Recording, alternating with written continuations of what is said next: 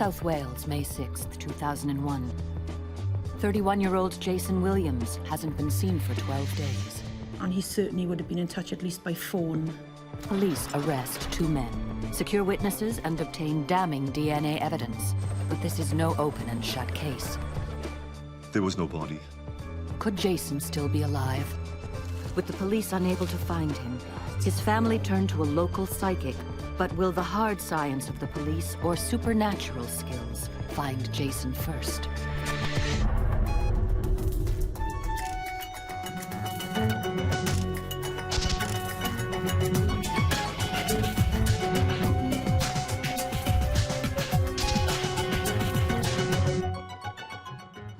Lacor, a quiet commuter town on the south coast of Wales.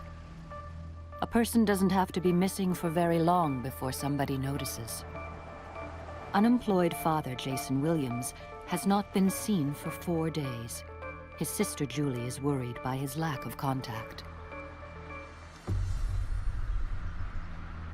Jason was a very family-orientated person, very devoted to his son.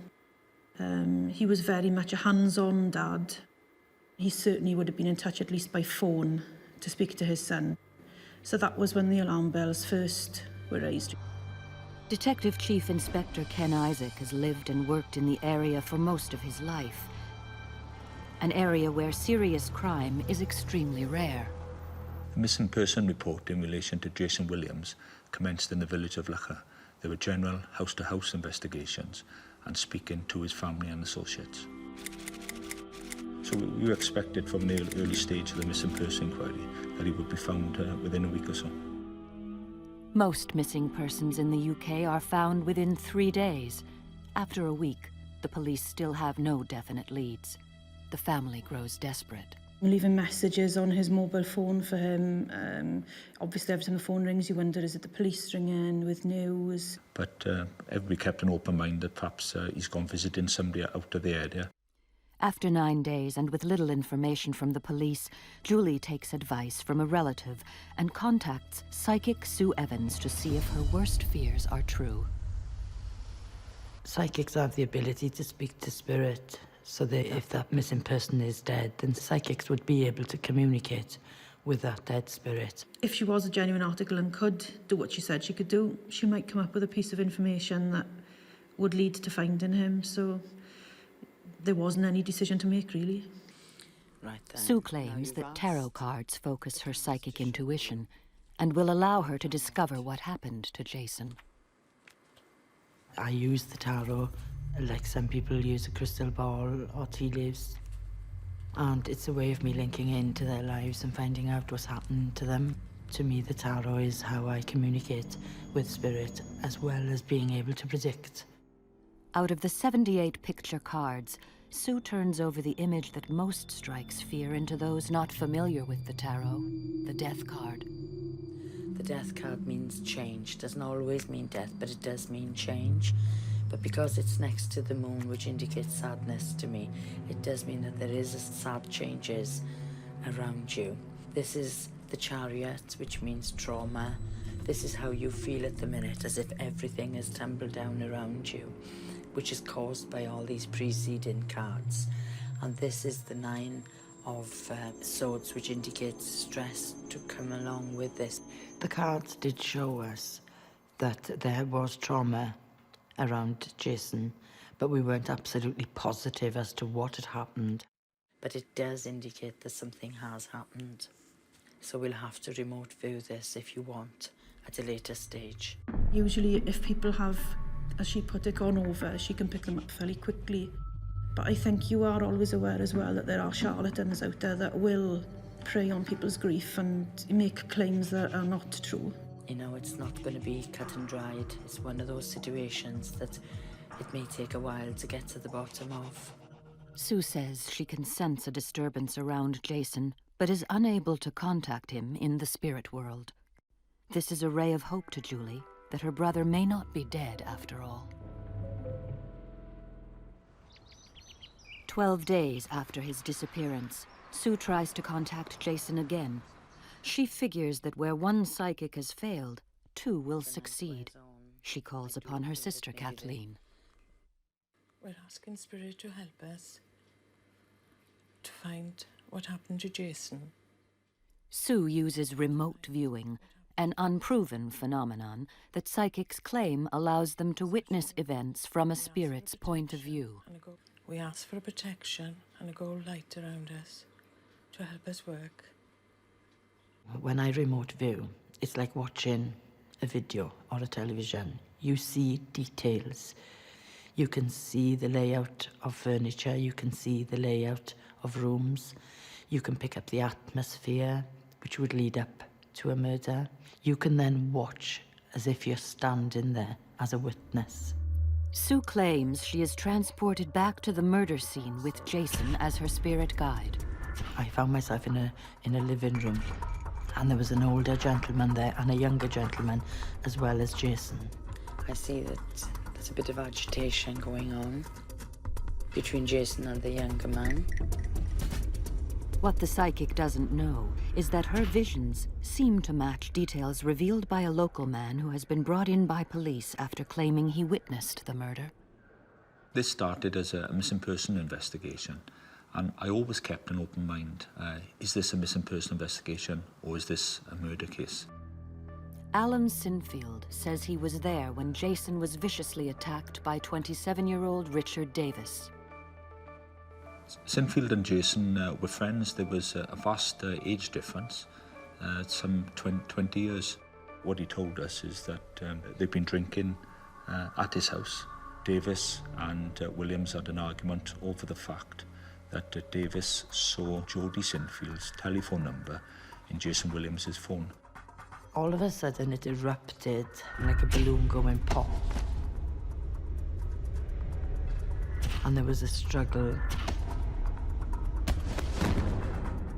Davis pulled Jason Williams onto the floor, straddled him. And he was just sticking the knife in him in his chest and things in some kind of a vengeful, nasty way. With no apparent knowledge of Sinfield's confession, Sue describes an older man and a younger man in the room with Jason, then a drunken murder. She has no doubts what this information is all about. Jason wants to ensure his killer is brought to justice. There is an element of wanting justice done because somebody had taken his life.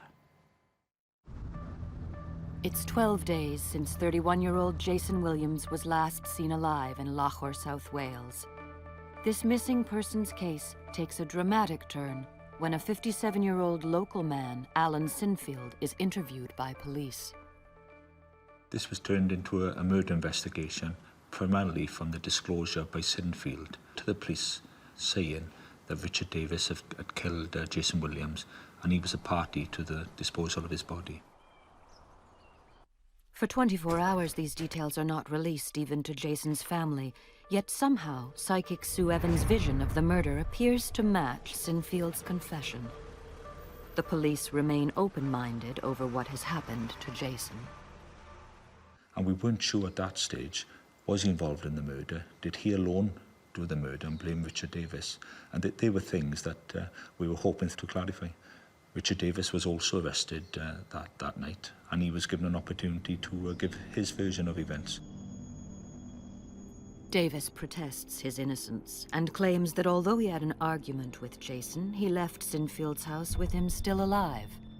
The interviewing officers felt it was a challenge, as if it was some type of game with him, or challenging the officers during each particular interview.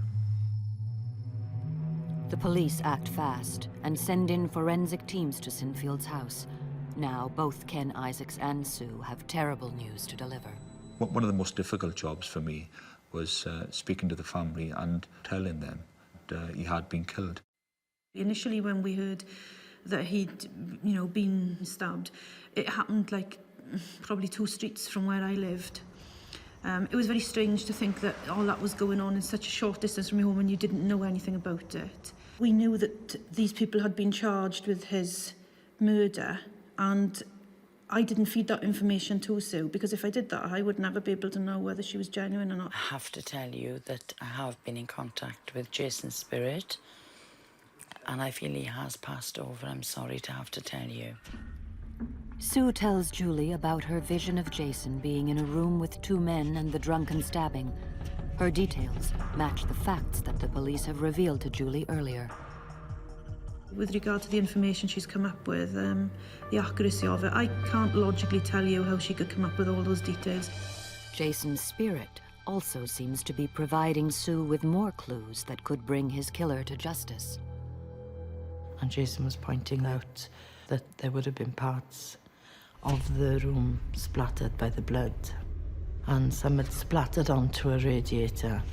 With regard to the information she's come up with, the accuracy of it, I can't logically tell you how she could come up with all those details. We need to see now what's happened to him since. Julie is won over and approaches the police about working with the psychic, but they refuse the offer. My take on the psychic involvement is that a psychic did not assist the investigation, and to my knowledge, South Wales Police has not used a psychic to help to prove any inquiry. Yeah, I think, police have their hands tied by procedure, by budgets, by professional guidelines and standards. I mean, families are not tied by any of those things. Frustrated by the police's response, Sue and Julie launch their own psychic hunt for the body, led by the spirit of Jason. The key to any murder investigation is identifying where is the attack site and where is the body deposition site. We had an attack site, but we didn't initially have the body deposition site. Without a body, the police could not be confident of convicting anyone for murder. At Sinfield's house, the forensic team have a breakthrough. If we moved back the carpet, and we found there was two large pools of blood, and under the radiator were some small dots of blood. Sue claims she predicted there would be blood close to a radiator.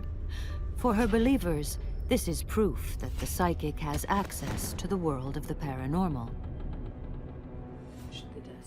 Psychometry is a controversial technique that supposedly allows seers to explore psychic imprints of objects touched by victims. Will this help Sue find Jason's body? She calls in her psychic troops. Deep breath in. We were asked to sit within the circle, and then I think a photograph and some things of Jason's, like a T-shirt, were passed around. It helps when you have more people in circle, because each person's got a different psychic ability. So all these combined builds up the whole picture. So we saw that the body had been loaded into a van and taken up towards the Brecon Beacons. We saw the body being left very unceremoniously, but there was a tree that the branch of a tree had broke. Are we anywhere near where your body is? Jason showed us a Celtic cross. The unique thing about it is that he said there were 3 of these crosses. And she said, this is near the spot where he was put. I just keep saying it's so obvious. You're missing me. Near there, that's where his body was. South Wales, May 2001. The race to find the body of murder victim Jason Williams is on. Police detain 2 local men, Alan Sinfield and Richard Davis. Sinfield has pointed the finger at Davis, but he maintains his innocence. Whatever they say may be irrelevant. DCI Ken Isaac knows that without Jason's body, a murder conviction is practically impossible.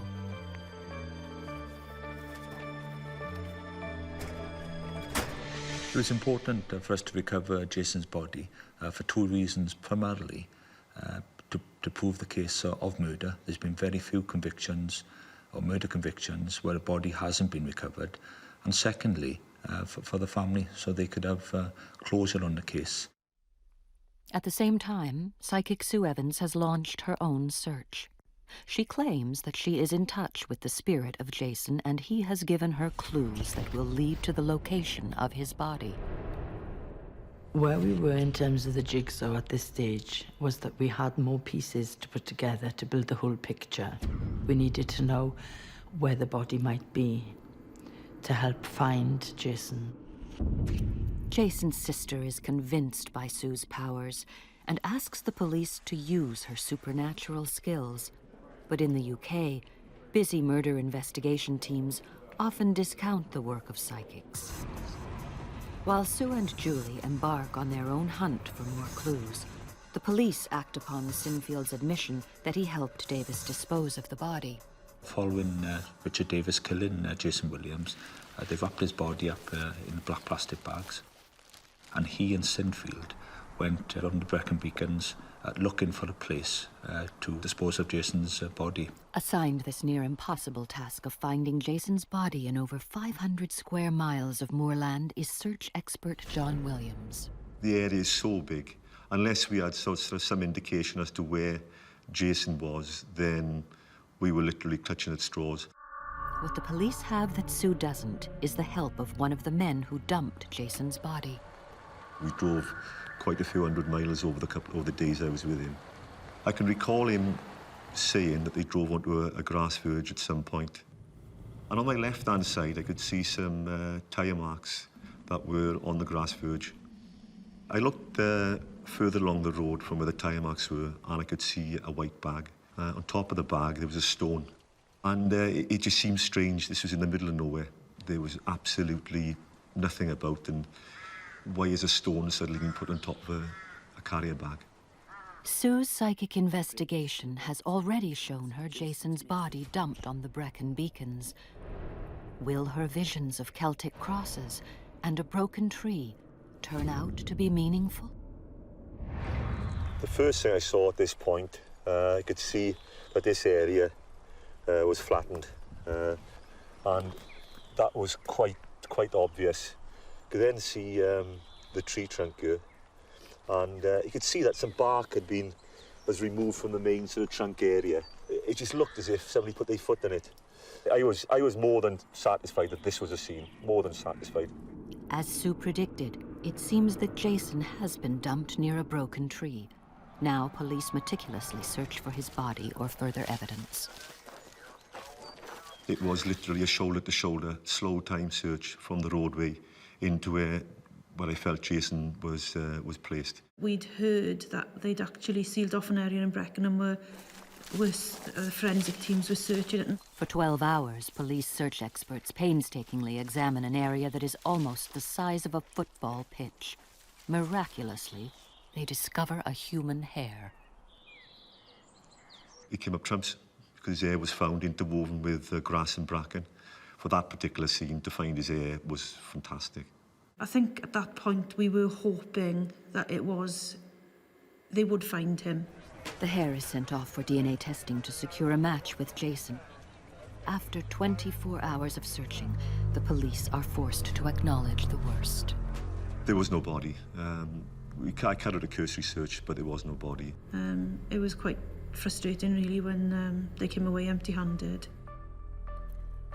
Amazingly, Sue's vision of the broken tree has turned out to be accurate, but somebody has been back to the site and Jason's body is gone. Without it, a murder conviction is a near impossible task for the police. Over the following months, the police scour the Brecon Beacons using helicopters, dive teams, and sniffer dogs, every method available to them, except the powers of a psychic. Julie believes that where the police have failed, Sue will succeed.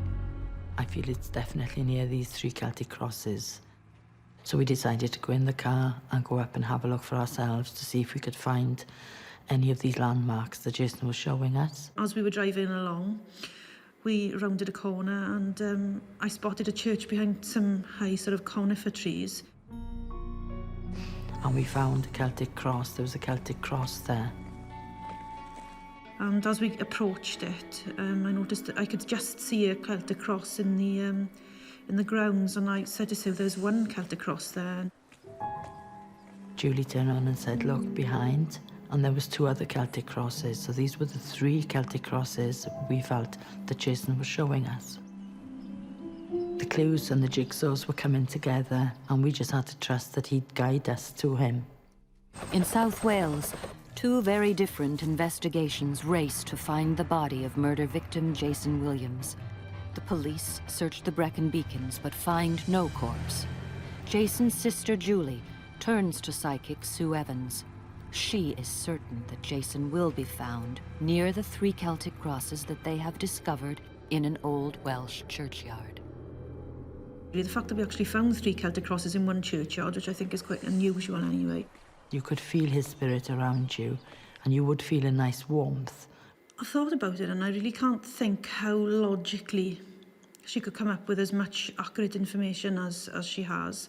I would never have known these were here, and I do feel that Jason did draw us towards these to show he's in this area. Sue is certain that Jason is nearby. Julie supplies the police with the psychic's vision, but they prefer not to act on information allegedly from beyond the grave.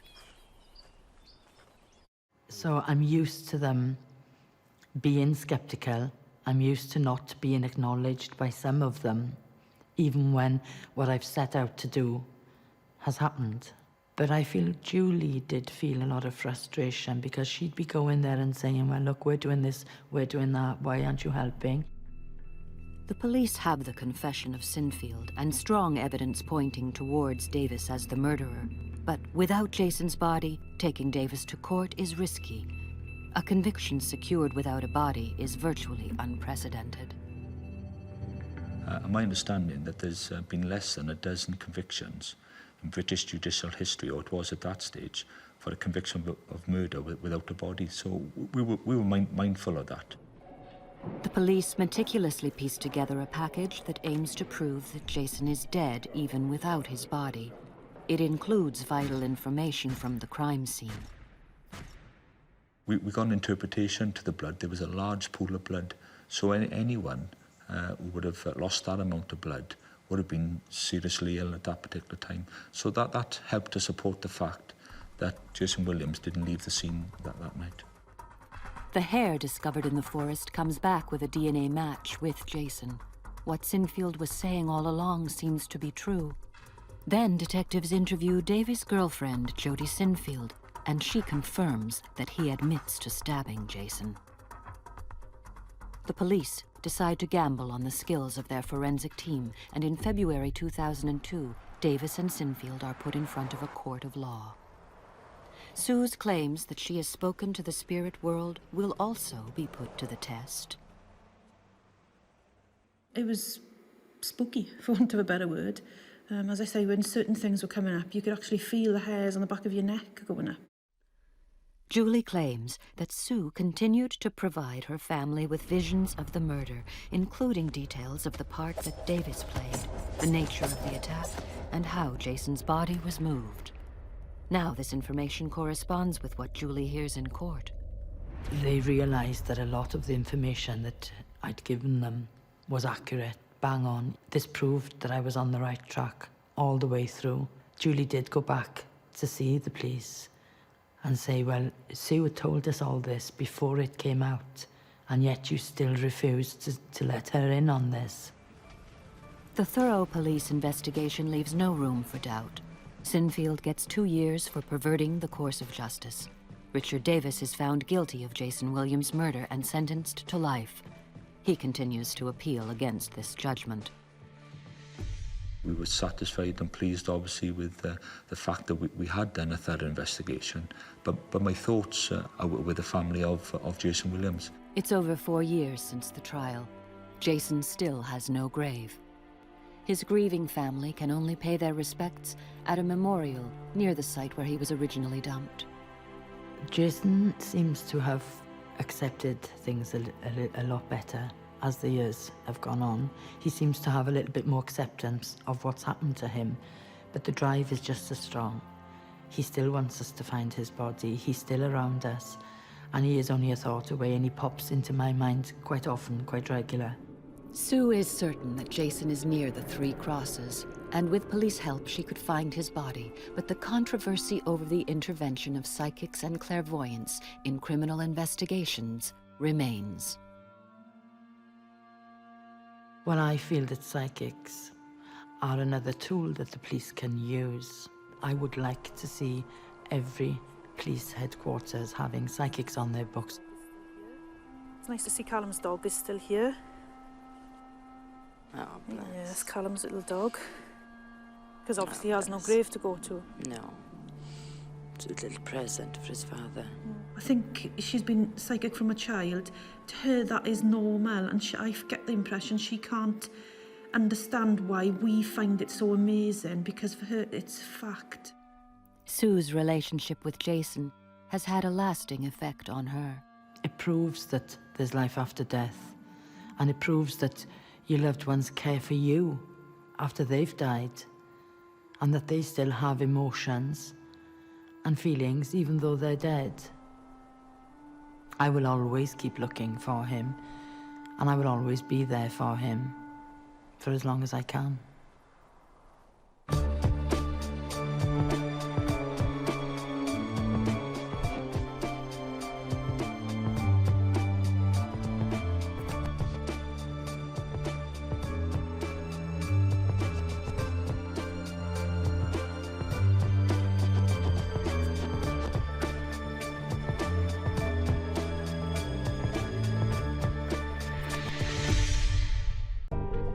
November 1982. Fear cloaks the serenity of a small town in New Jersey. Popular teenager Amy Hoffman has disappeared without a trace. The police can't say if she's alive or dead, but psychic Nancy Weber knows there's been a murder and fears the killer is on a rampage. He's killed before, he's killing again. He's going to kill more. She tells me something, I believe it to be gospel. Can Nancy help catch the killer before his brutality is unleashed again?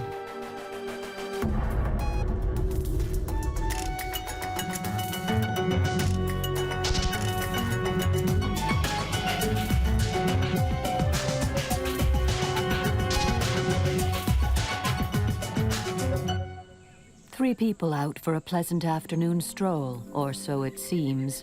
A closer look, and it becomes apparent this is not a recreational time filler.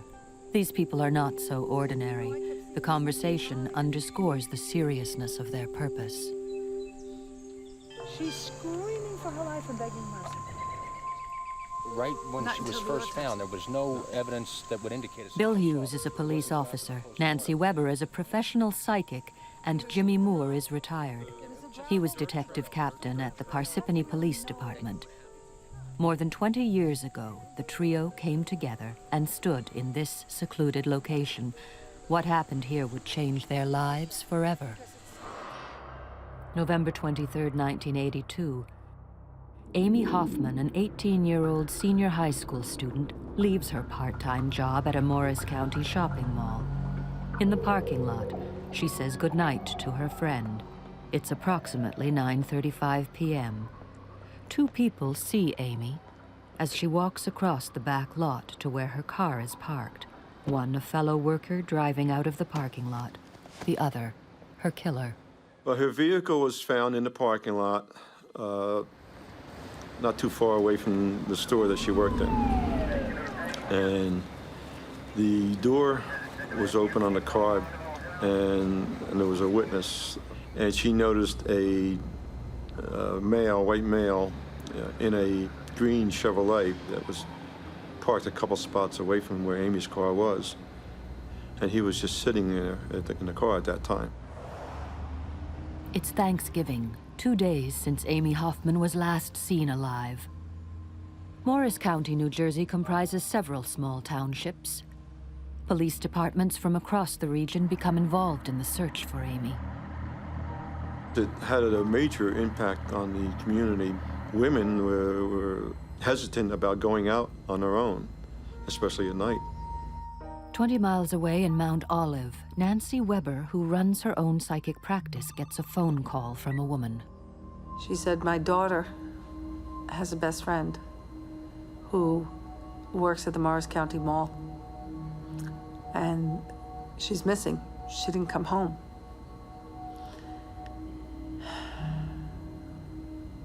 And that's when the vision popped up. The image I kept having was this naked body, multiple wounds all over.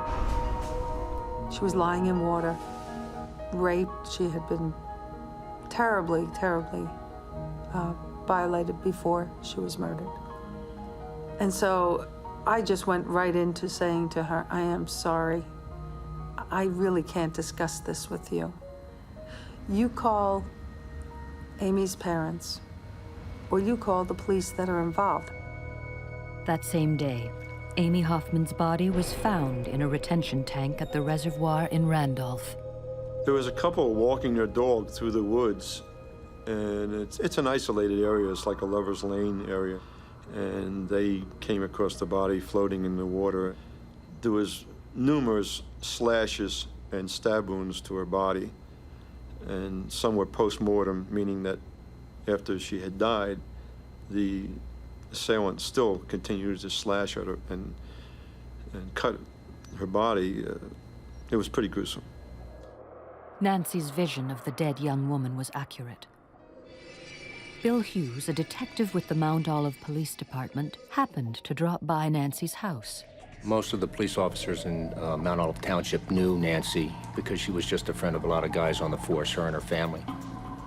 And I stopped by Nancy's house just for a cup of coffee. By the way, I read the newspaper account of Amy Hoffman. Why are they lying? She was raped. She wasn't not sexually abused. She was mutilated, not no wounds obvious. The investigators at the time did not believe that sexual assault had occurred, but Nancy said that it had, that the girl had been sexually assaulted. There was no way of knowing because there was no physical evidence that you could see at the scene, according to the investigators, to indicate any type of sexual contact. What we found out later on was, yes, she indeed had been sexually assaulted by the suspect, and that was the result of forensics taken by the medical examiner's office. I didn't say anything to Bill about wanting to be involved at all. It's one of the things I don't ever do. I wait to be asked. When it comes to this kind of work, it's very important, I believe, for all concerned, including the victim, to know that I am the appropriate person to participate. It's an ingredient. I'm one of the ingredients or not. So I don't ask to help. Maybe to a lesser extent today, but at that time, psychics were certainly not taken seriously. They probably were looked at as people trying to make a name for themselves, people that would take advantage of the weak.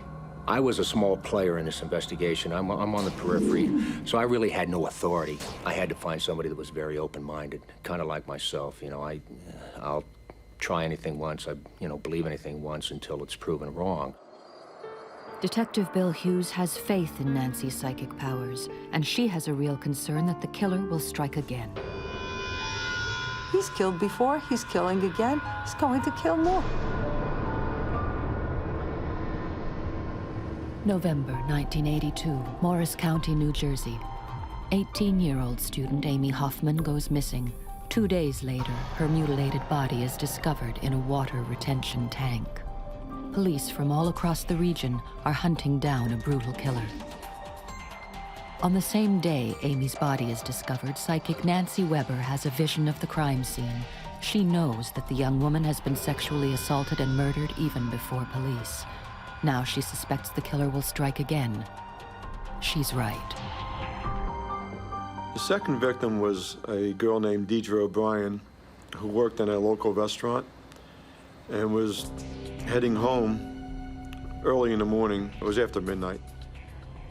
She was forced off the road and abducted from her vehicle, and later brought to a rest stop on Route 80 in Warren Township, where she was murdered. We were all very upset because now we had two gruesome homicides on our hands, and we had a feeling that the same individual was involved because the same type vehicle was seen leaving the scene of Deidre O'Brien's homicide.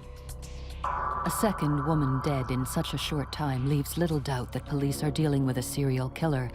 But this time, the killer leaves a calling card: tire prints.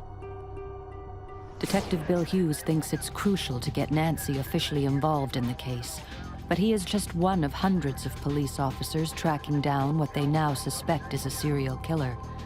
He needs to get someone he can trust to hear her out.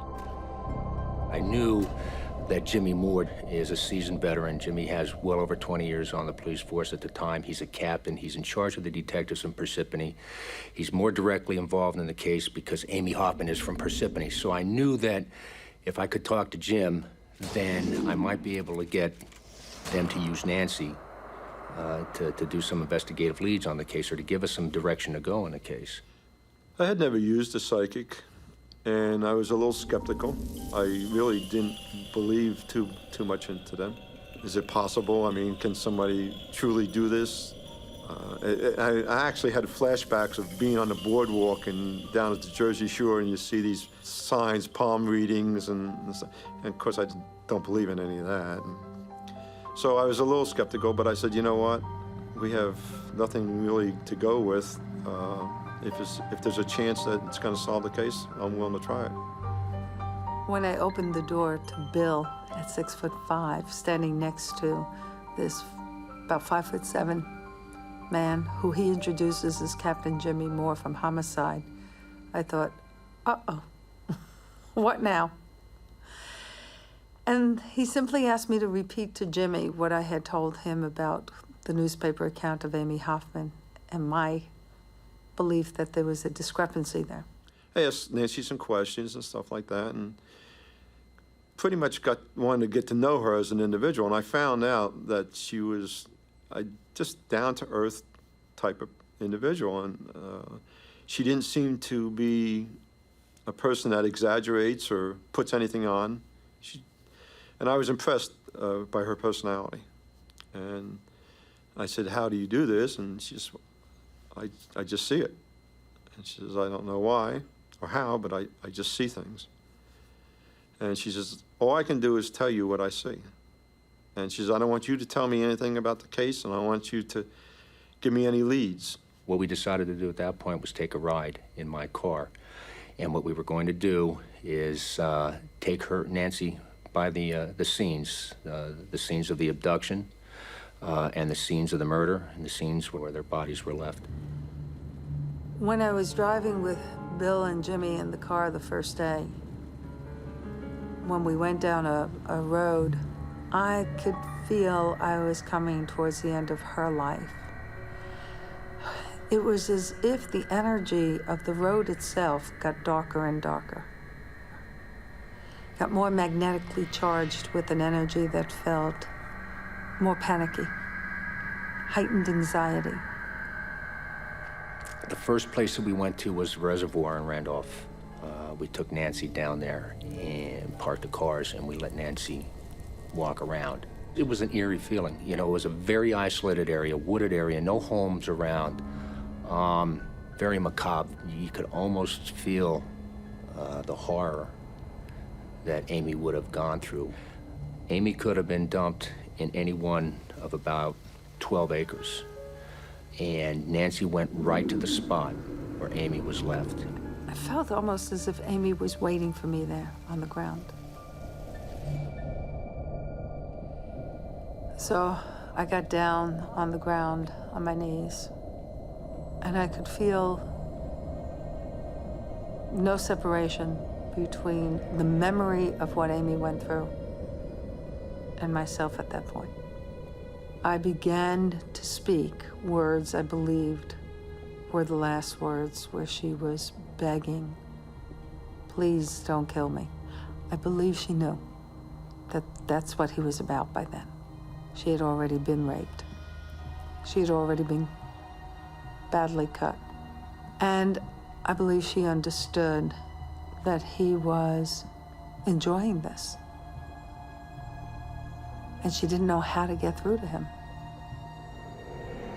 She had no idea how to get through to this person who seemed bent on destroying her.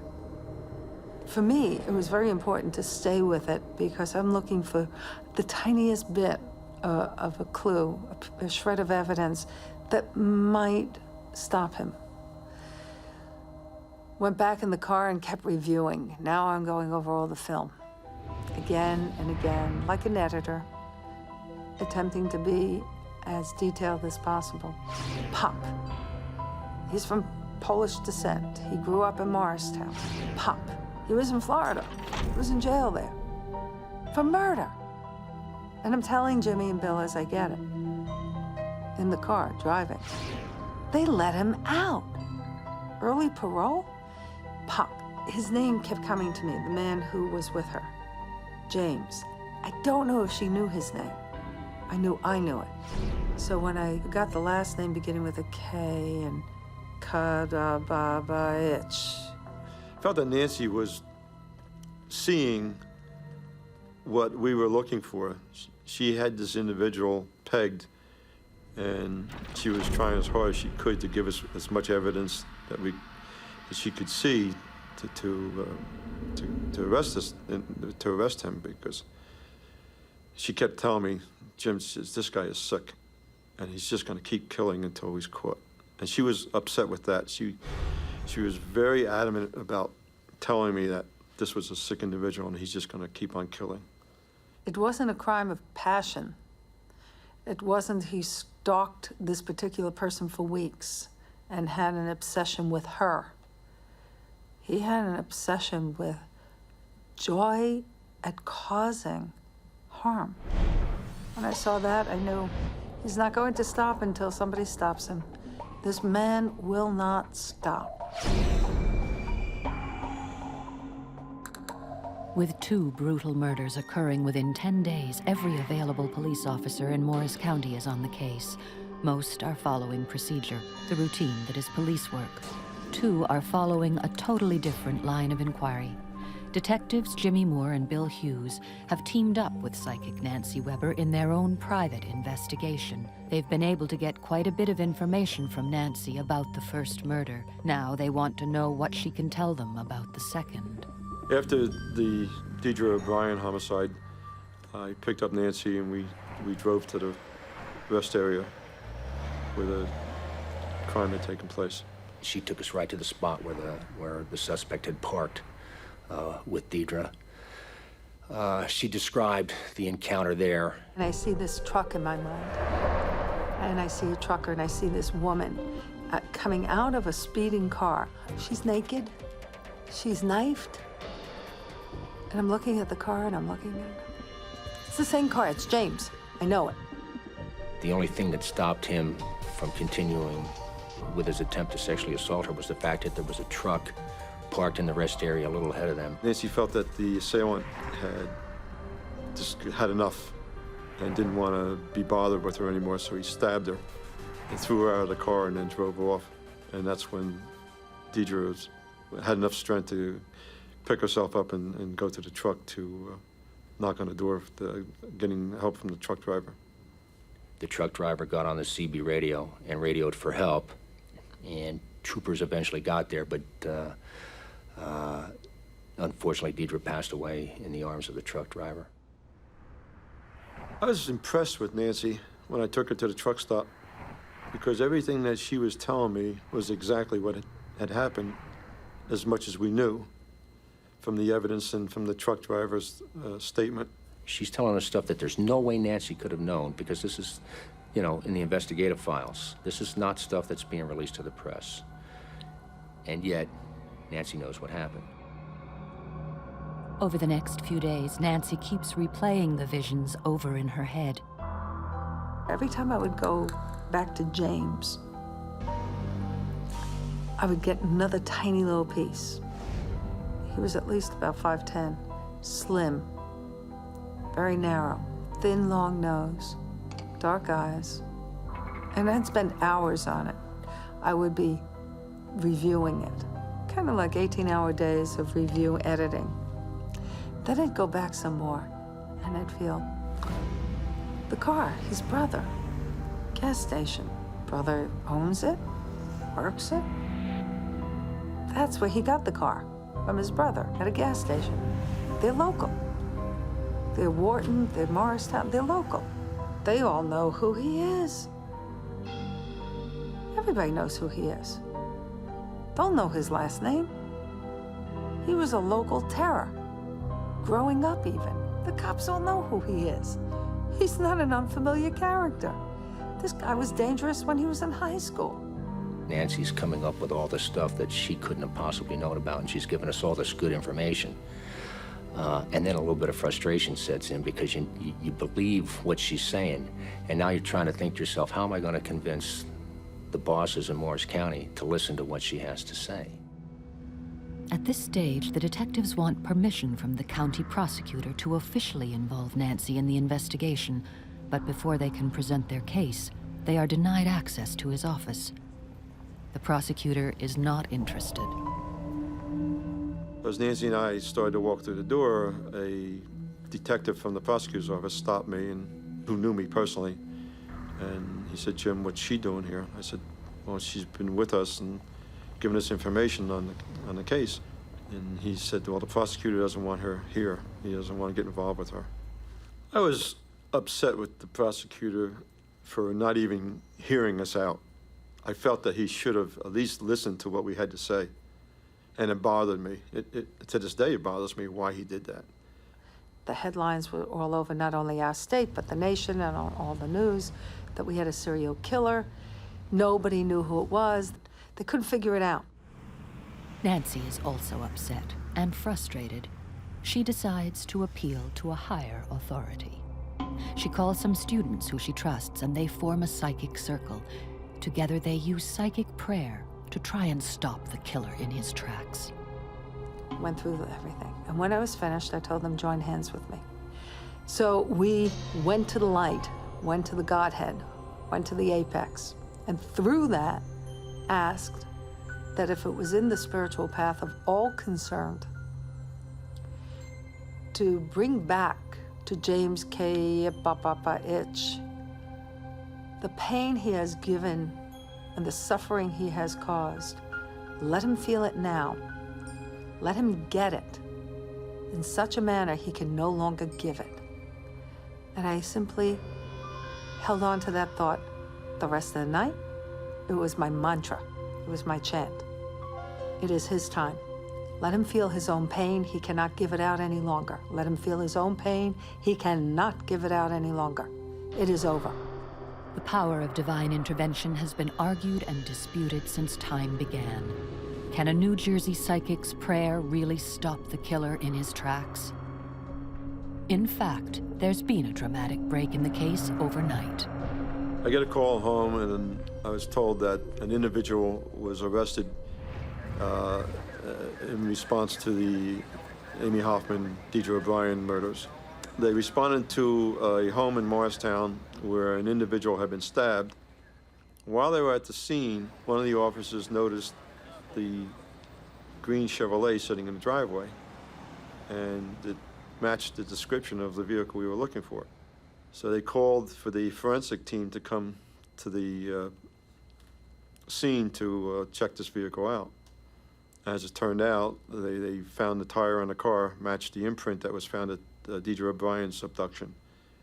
And subsequently, the individual was arrested and charged with the 2 homicides. When I found out who the individual was and his background, I couldn't believe how accurate Nancy's information was that she had given us. So we have our guy under arrest, James Kodadich, and what we find out about James is very interesting. A lot of the stuff that Nancy had told us was right on the money. James Kodadich had a brother who was a mechanic, had lived pretty much his entire life in Morris County. James had moved to Florida, had been in prison in Florida, and that he'd murdered while he was in prison in Florida, stuff that Nancy had come up with. His last name was Kodadich, the K and the ITCH that Nancy had come up with.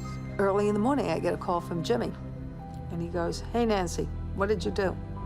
I said, "What do you mean, what did I do?" He said, "What did you do?" I said, "I had class last night." And I told them about it. And we said a prayer to finish it. Make this man have all the pain he gave to women. He said, "Well, James Kodadich," and as he said the words and the name, it was like, boom, boom, boom, lights go on. I went, "That's him." All the information that she saw, that she gave us, was exactly the truth. I think that a lot of people have to see for themselves. You know, there's going to be people that are going to watch this episode and they're going to see me and they're going to listen to me talk. They're going to listen to Jimmy Moore talk. They're going to listen to different people talking about their experiences with psychics, and they're just not going to buy it. and so be it. But if you're a police officer and you don't buy it, then you probably shouldn't be in the investigative side of anything. I says, because like I said before, you've got to keep an open mind. You've got to be willing to try anything. If you try it and you don't like it and it doesn't work out for you, so be it. Then don't try it again if you don't want to, but at least try it once. But there is still a mystery surrounding the event of James Kodadich's arrest. Police arrived at his house after he called them complaining he'd been stabbed. Could Nancy's prayer have anything to do with this? He claimed that a dark-haired woman ran him off the road and knifed him in the back. And at the time, my hair wasn't gray, and it was longish. And I thought, I wonder if he'd recognize me if he met me. I'd love it. I'd love him to know that, you know, you stand there with all the victims. And that victims have power, you fool. How could you do this? It's up to you to decide whether she had anything to do with it or not. On October 29, 1984, James Kodadich became the first man sentenced to die under New Jersey's revised capital punishment statute. The sentence was later commuted to life imprisonment. After his arrest, it was determined that Kodadich had actually stabbed himself. He never explained why, although the self-inflicted wounds were not life-threatening, and apparently he never again spoke of the long-haired woman he claimed had attacked him. But perhaps he sees her now and then.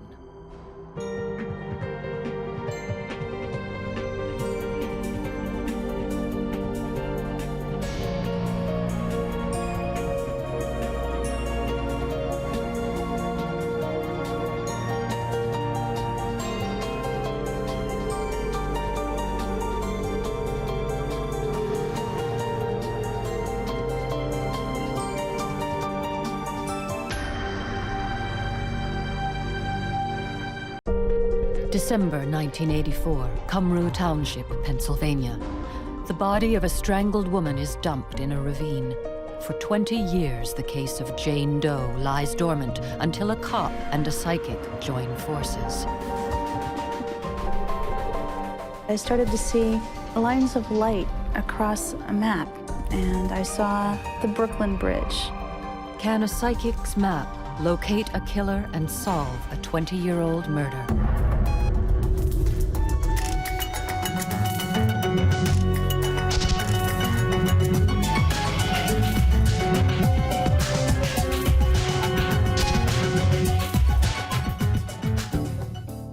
Cumru, a small township in rural Pennsylvania.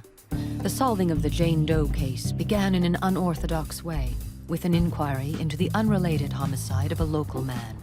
Murder is an unusual occurrence in this community. More unusual is the fact Detective Robert Warner, for the first time in his career, is going to meet with professional psychic Lauren Thibodeau. She has been working with the dead man's family. That's why Warner is here, hoping to find some answers. I figured I'll use every tool I can to solve a crime. And at this point here, I figured I had nothing to lose, so let's go down and talk to Dr. Lauren and see. Despite his optimism, Warner is not about to go advertising the visit just yet. At that time, I didn't know how people would react, so I kept it to myself. In fact, he didn't even tell Lauren his reason for the visit. I didn't say anything about that case when I first walked in. She didn't even know I was a police officer. I walked in and sat down, and she knew I was there for a reading. And actually, Dr. Lauren asked me if I was in law enforcement and if I was a police officer, and I said yes. As Warner hadn't identified himself, there's no way Lauren could have known he was a cop. That's when she said, well, you're working on 2 cases, and one of them's very old, like put on a shelf for many years. And I was only working on 1 at the time, so I first said, no, I only have 1 case. I said, no, there's 2 cold cases here, 2. And he said something like, well, I only have this one, but keep talking. So I did. This lady's crazy. I'm here for 1 I can't solve. But yes, at first it was like, no way, but when you hear something like that, it's always on your mind now for the rest of the reading. You're picking your brain trying to figure out, oh, what is she talking about? What is she talking about? And then I remembered this other case that we had that I wasn't even working on. And I told her I wasn't working on that, but she said that that's going to be being worked on. Actually saw that one being solved. So at that point there, I was excited. The second case that Lauren referred to was an unsolved homicide dating back to 1984. That year, as residents of the small community of Cumru Township prepared for the holidays, a body was dumped on the outskirts of town. Discovered 2 days before Christmas, the victim had been strangled and meticulously bound with rope. She was wrapped in a green army-style blanket and wrapped again in a paint-splattered drop cloth. An autopsy revealed that the woman was about 30 years old and had a history of abusing drugs. Forensic investigation, which was still in its infancy, revealed no clues to the killer's identity. With no means of identification, the victim was referred to as Jane Doe, a standard police procedure in the U.S. She was buried in a local cemetery. At the time Jane Doe was murdered, Lauren was a young woman at college living in a different state. Warner was blown away by the fact that Lauren had any inclination about the case. She's talking about the two cases that we have, which floored me. For her to even say that, how does she know that we have two cases? And one's been sitting on a shelf for 15 or 20 years. And that's when I contacted her the following day. It was in that phone conversation that I started seeing green little lights traveling across Route 78. It was as if I was looking at a map of New Jersey, New York, and eastern Pennsylvania. And as it moved across, I looked upward, sort of upward toward the Brooklyn Bridge. And I could feel, you know, and even smell the energy of the city and that we were dealing with, you know, New York. Lauren was not only able to give a sense of place, she was also able to give some clue as to the killer's occupation. And I remember asking Detective Rob if one of the people that they thought it might have been could have been a truck driver, because I was shown that this was somebody who would have, I kept seeing the side of a cab of a truck.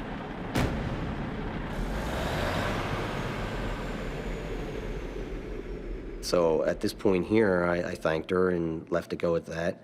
I still did not have the case. A few months later, my sergeant had pulled the case out and put it over on my desk and told me, you know, since you're going to be here a while, you might as well start working on this and see what you can do with it. 2 months after Lauren predicted it, Warner was assigned the Jane Doe case. The other case, the murder he went to see Lauren about in the first place, remained unsolved. But for now, Warner focused on the unidentified woman's case. Lauren had also envisioned a truck driver, and sure enough, one of the prime suspects in the original investigation was indeed a truck driver. Back in '84, there was a truck driver that was going around picking up young ladies with reddish-brown hair, strangling them, and dumping them out of his truck. After they were able to capture the truck driver, he admitted to all the ones that he did. He said he was not in Pennsylvania. There was no way of proving he was in Pennsylvania, so we knew it wasn't him. The actual ligatures were tied differently. At that time, there was no connection. Did Lauren get it wrong? Was her vision of the truck driver the man who had already been cleared in the case? Or was she right? Was the woman's murderer simply a different truck driver? And the big question, where was the killer right now? Cold cases are notoriously problematic. Memories fade, evidence becomes contaminated, witnesses die.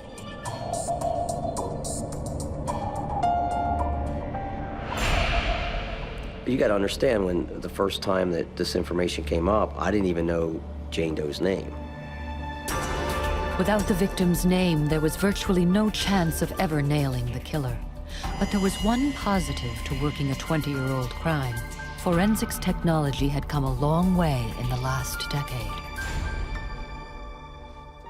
When Detective Robert Warner started investigating a local murder in Cumru Township, Pennsylvania, he never expected to be hurled back 20 years to an unsolved homicide. Professional psychic Lauren Thibodeau predicted that Warner would be working on an old, unsolved case. Now he was. The case of Jane Doe, a woman who had been strangled, tied up in a blanket, and dumped over an embankment. Basically what it was it got it fired up in me. And I think my sergeant, when I came back and told him after the reading I had the first time with Lauren about the two cases and so forth, I think it kind of all just went together. Lauren's vision of the Brooklyn Bridge clearly indicated a New York connection to the case. There was also the map highlighting Route 78, and she sensed that the murderer was a truck driver. As to how psychics see visions, they're all different. Many people see it visually, others perceive it in a telepathic, auditory way.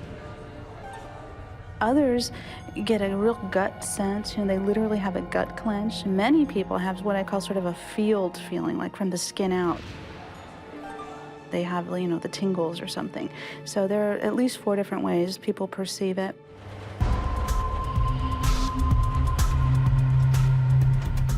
Warner's first challenge was to put a name to the victim. The 1984 autopsy had revealed that the woman was a drug addict, 20 years on. Could this help the police find her real identity? Warner reckoned there was a reasonable chance that she had a criminal record. If that was the case, her fingerprints would be on file. AFIS is the national database of all criminal fingerprints. It didn't exist when the woman was murdered in 1984. Warner submitted her fingerprints, and sure enough, she had been arrested on a minor drug offense.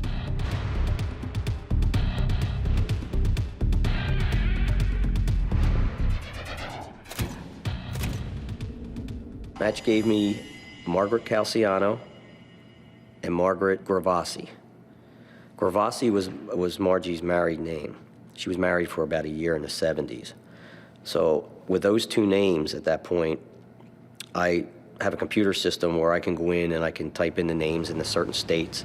And I typed in Brooklyn, New York, and typed in her married name, and I didn't come up with anything. I come up with a few Gravasis. I tried calling, and no one knew Margie at that point. So then I took her maiden name, which was Calciano, entered that in to my system, and came up with probably 250 names in Brooklyn. And the first name I called was her mother. He says, do you have a daughter named Margaret? I says, yes. I said, who's calling? And he says, I'm a detective from Pennsylvania. And he says, I hate to tell you this, Miss Calciano, but we found your daughter in 1984. And I says, okay. I says, what do you mean found her? He says, well, she was murdered. For 20 long years, Joan Calciano lived the fear and dread only a mother can comprehend. The sheer horror of never knowing if her daughter was alive or dead. Now, finally, the wait was over.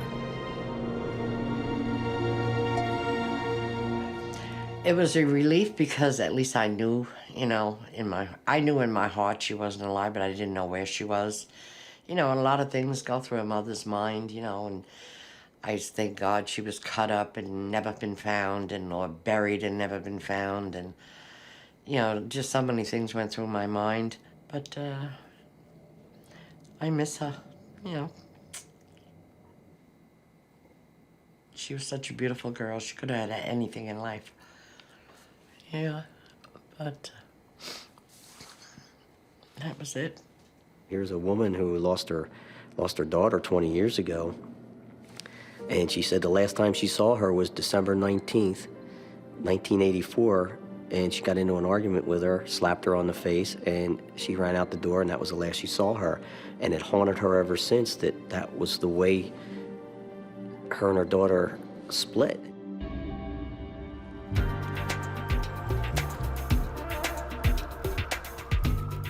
The next day, Warner and his partner drove to Mrs. Calciano's apartment in Brooklyn.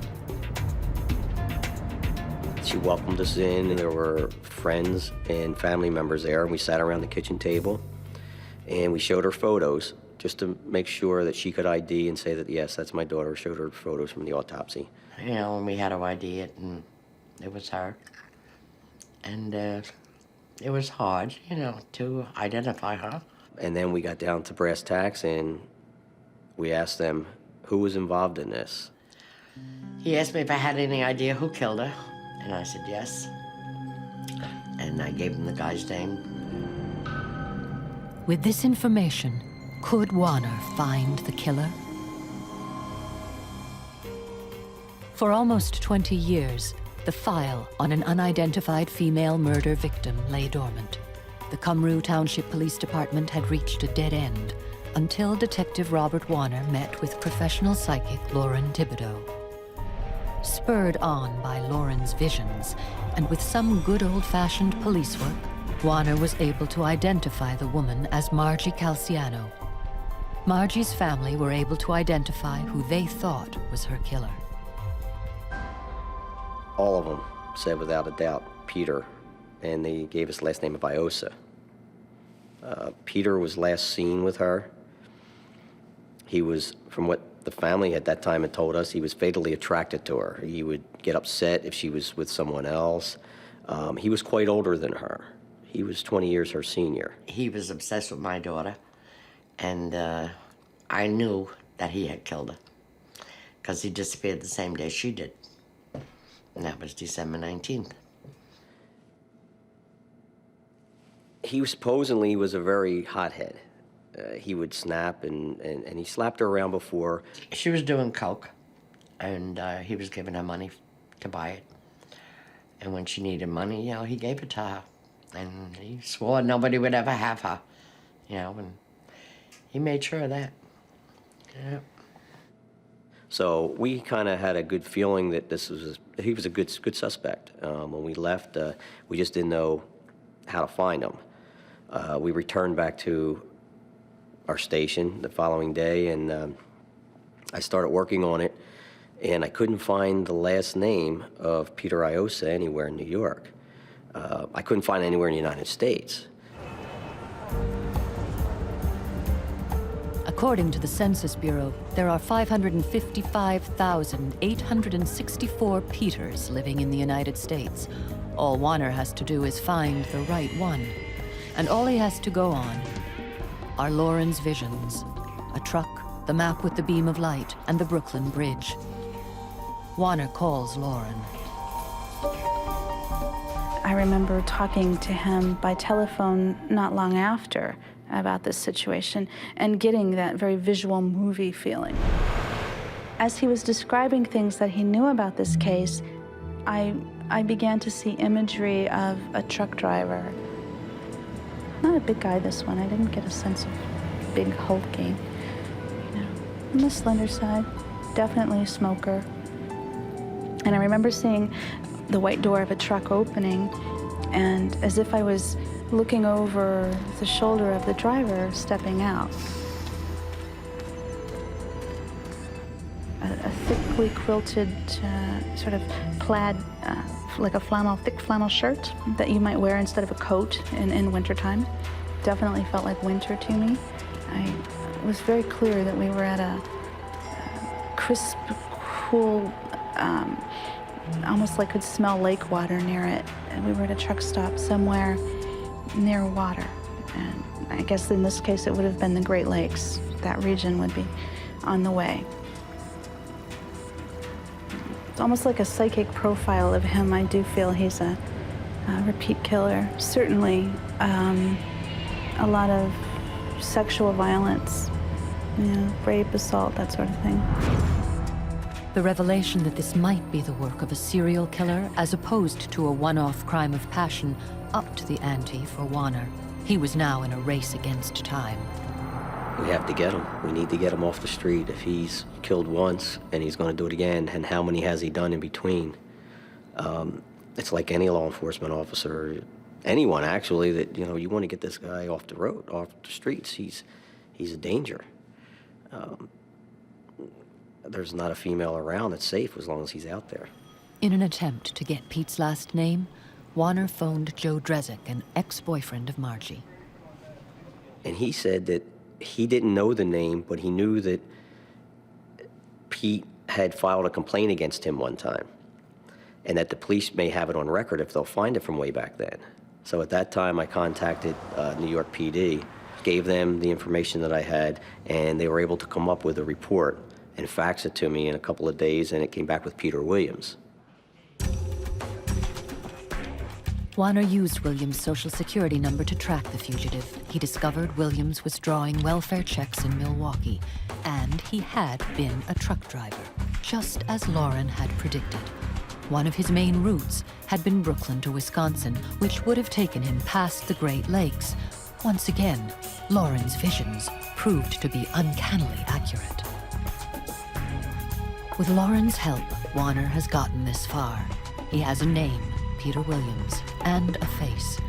But has he got the hard evidence needed to convict the man he believes murdered Margie Calciano? At any given time, there's well over 20,000 women missing in the U.S. Margie Calciano was just another statistic, and for 20 years, she didn't even have a name. Were it not for the collaboration of Detective Robert Warner and professional psychic Lauren Thibodeau, the chances are Margie would have faded into history as an unidentified victim. The combination of psychic intervention and solid conventional police work produced a prime suspect, Peter Williams.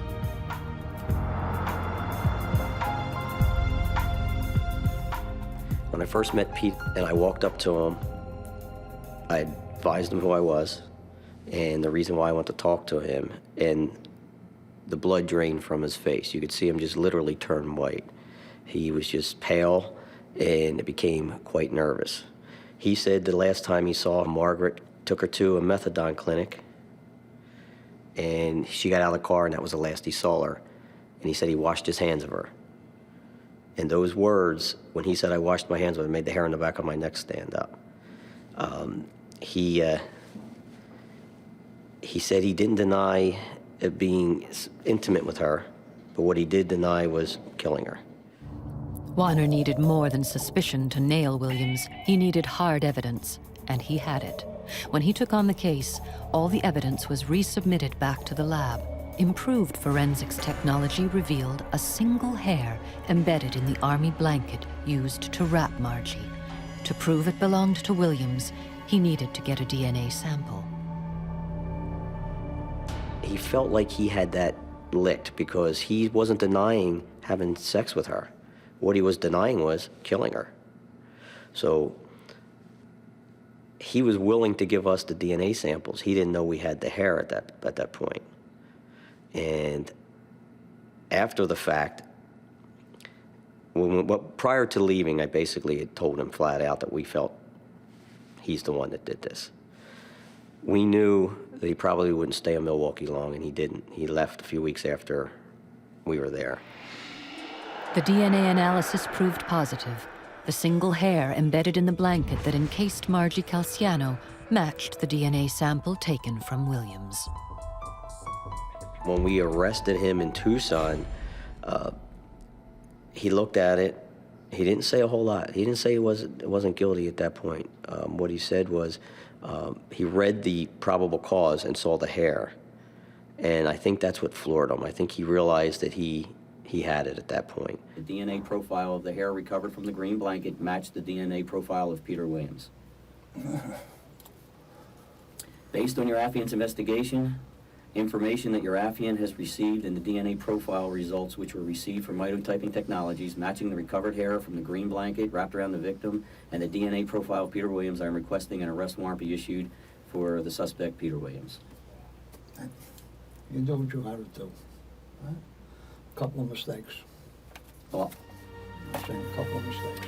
Peter Williams was charged with first-degree murder and taken back to Pennsylvania. A month before he was due to face trial, Williams died of cancer. Once again, he had cheated the scales of justice. I wish we could have gone to trial because I would have rather him been found guilty by a jury. It would have been better for the family and friends that way. It would have been a definite closure. I felt I was cheated when he killed her. and not knowing where she was all those years.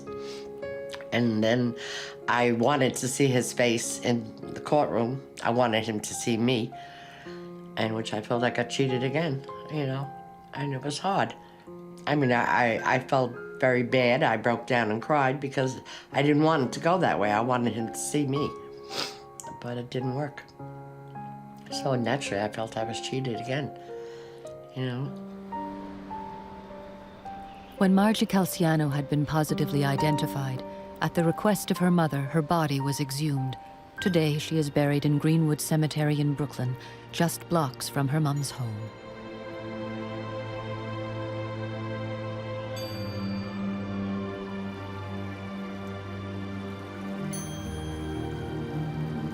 And it was funny because when we were up in Brooklyn, we're sitting, and I'm looking at the Brooklyn Bridge, and that's when it dawned on me, and I started thinking about all the things that Dr. Lauren told me that fit. Even though prior to that, it didn't sink in and I wasn't using it, but after I sat there and thought about it, I thought, okay, the Brooklyn Bridge, I just went down the line and all the pieces started fitting in. I think where people get stuck is that it's psychic and it must be somehow bigger or more magical than something else, and it's not. It's just a different way of getting information. You'll get bits and pieces of information. It's all fragmented. And what you have to do is, it's like a puzzle. It's like a jigsaw puzzle. And you have to sit down and try and place these things into your case. Once you sit down and you can pop in all the pieces, you'll solve your crime.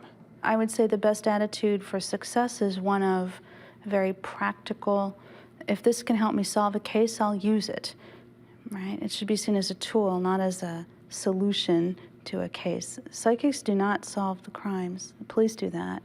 Where we have help, I think, is sorting out the wheat from the chaff. Would we have solved the case if I didn't go to Dr. Lauren? It's kind of strange how things work. It's like it's meant to be, you know? It's like things happen for a reason. Every suspect is innocent until proven guilty. Because Williams died before going to trial, nobody can say for certain if Peter Williams killed Margie Calciano. And there's another twist to the story. Again, because there was no trial, authorities are not allowed to submit Williams' DNA to the national database. So other police officers trying to solve other cold cases will never be able to cross-check Williams as a suspect. So we may never know for certain if and how many times he killed.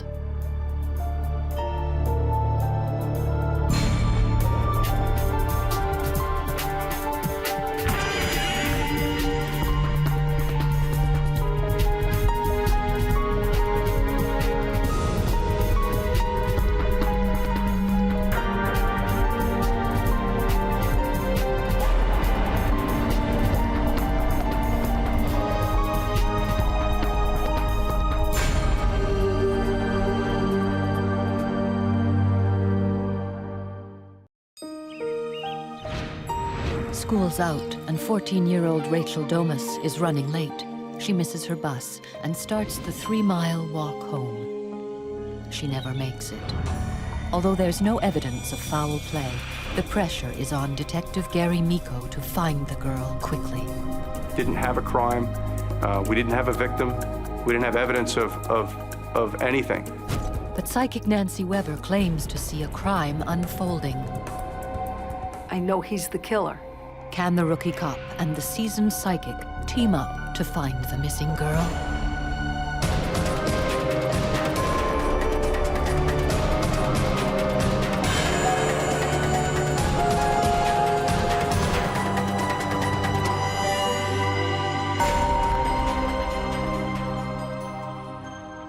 Long Valley, New Jersey, the sort of place where no one locks their doors, a safe place to raise a family.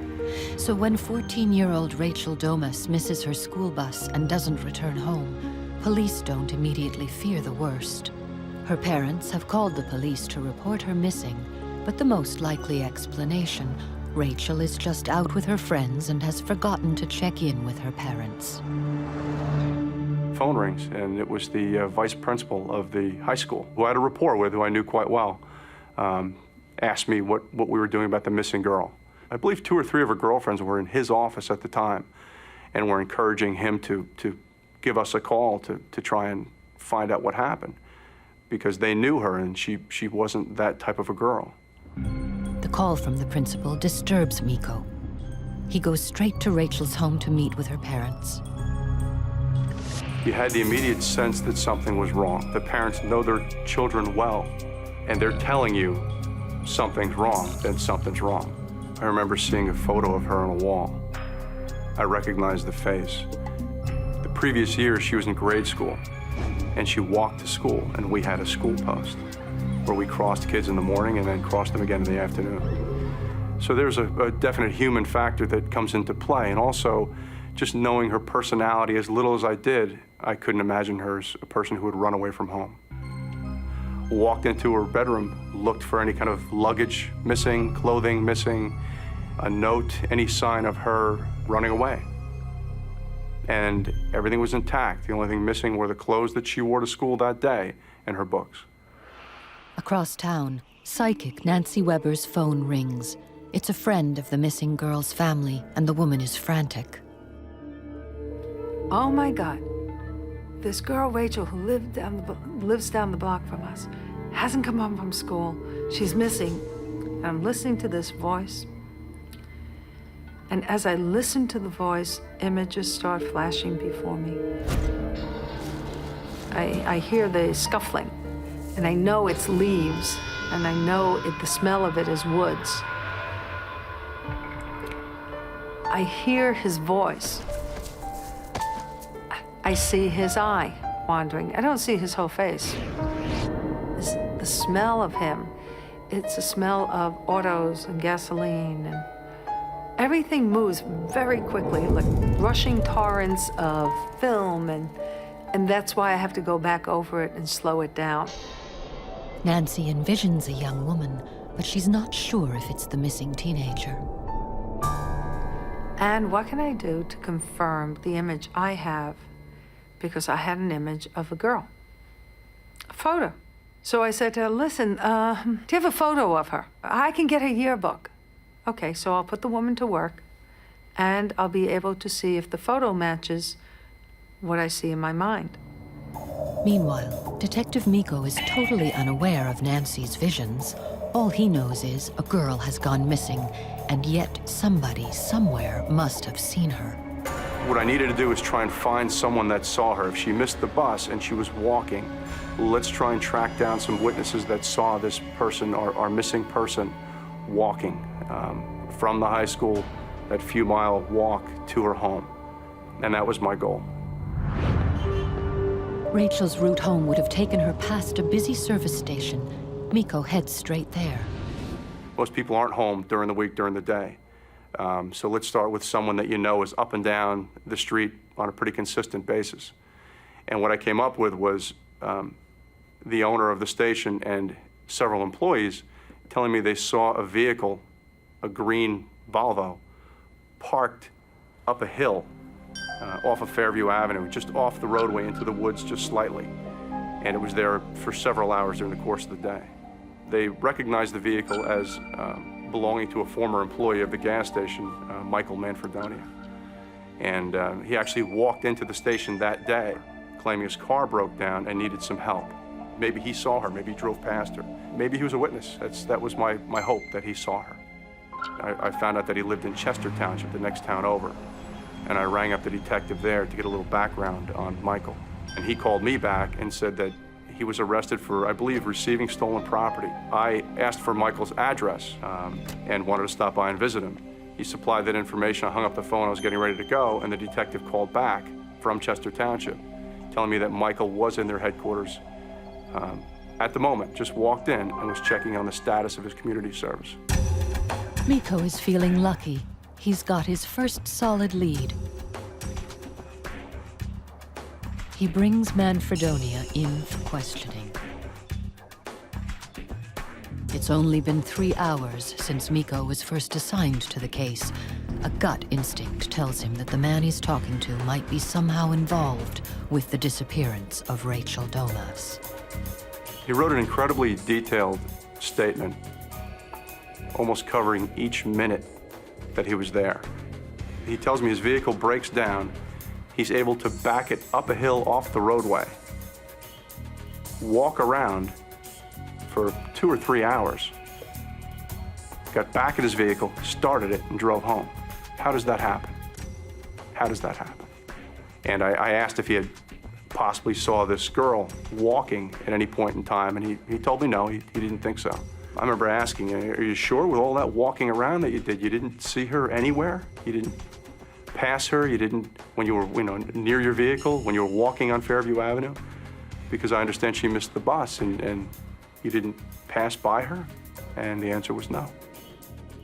Miko calls in another detective for help, George Duker. I was in a meeting, and he said, I need your help now. I need you right now.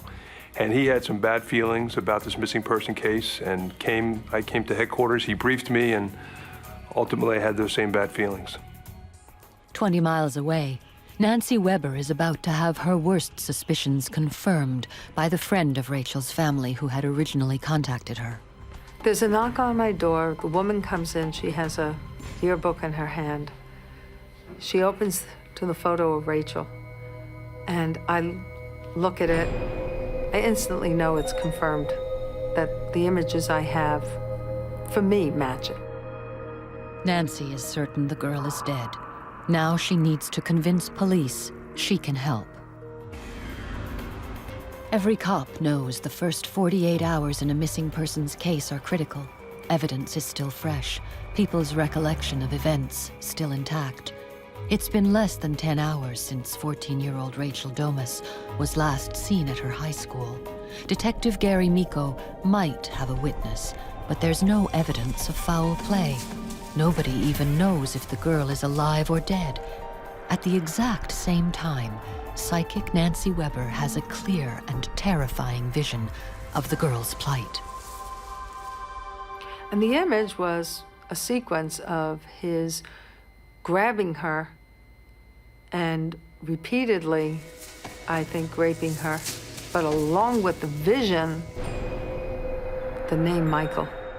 Weber has no way of knowing that the police have a man named Michael in custody, but she has no doubt that she has been a psychic witness to a monstrous crime. She wastes no time contacting authorities. She calls the one police officer she knows she can trust.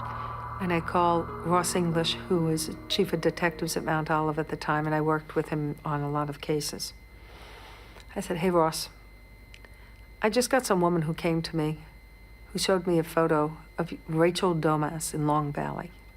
She's been missing since yesterday, I think. She's in the woods. He said, let me make some calls, I'll be back. I'm praying I'm wrong and that Rachel shows up somehow. Back in Long Valley, detectives Gary Miko and George Duker are still questioning Michael Manfredonia. He's being very polite and says he wants to help, but the detectives feel certain he's hiding something. George was a little more direct with him on trying to be clear. We just weren't buying it up front. He was talking about how his car had broke down, and he had worked nearby in the area, and he took a walk toward Norwright Road. Just none of it really made sense. And at the same time as he's speaking, we're thinking about her possible actions as she left school that day. And the time frame and all of that just truly had us believing that this individual was involved. And finally Michael said, I want a lawyer. Officers have been sent to search his home and car, but they turn up nothing. In the middle of it all, Gary Miko gets a call from Ross English. He tells him Nancy Weber's horrific story. It was sort of like, yeah, okay, Ross, I'll give her a call. And I believe I put the note in my pocket. And at some point in time, I would give this person a call. Again, I believe my job at that point was just to track down people that could have seen her, witnesses. So I didn't call this psychic back right away. Even if Gary had called Nancy right away, there was no way they could hold Michael Manfredonia any longer. And it was so frustrating because here we had a suspect that we truly believed was responsible for something we didn't even know yet. Certainly nothing good. But we didn't have her. Then the real kicker. The detectives are given an ultimatum by their boss. Charge Michael Manfredonia or let him go. 12, 14 hours after he was initially picked up, we were directed to release him and take him home. It's 3 a.m. Miko and Duker reluctantly drive Manfredonia home. They're both certain they're making a big mistake. Gary and I got in the car and we drove him home and we dropped him off, and we just had such bad feelings about dropping him off. And we didn't want to let it go. And there's an abandoned railroad bed that runs parallel to Fairview Avenue. And George and I, in an unmarked patrol car at 4 a.m., still drove slowly down this railroad bed, just looking for any sign, any evidence of a crime, maybe our victim walking, anything. We didn't want to let it go. And that was the last thing we did that day, that long day. Friday morning, 8 a.m., 17 hours since Rachel Domas was reported missing. Gary Miko remembers the note about the psychic. He gives her a call. I have a completely open mind. If a psychic has something to offer, I've got an ear. Finally, I could say something. I needed somebody to say something to. She said to me, I'm going to tell you something that I didn't tell the family, and I wouldn't do that. She's dead.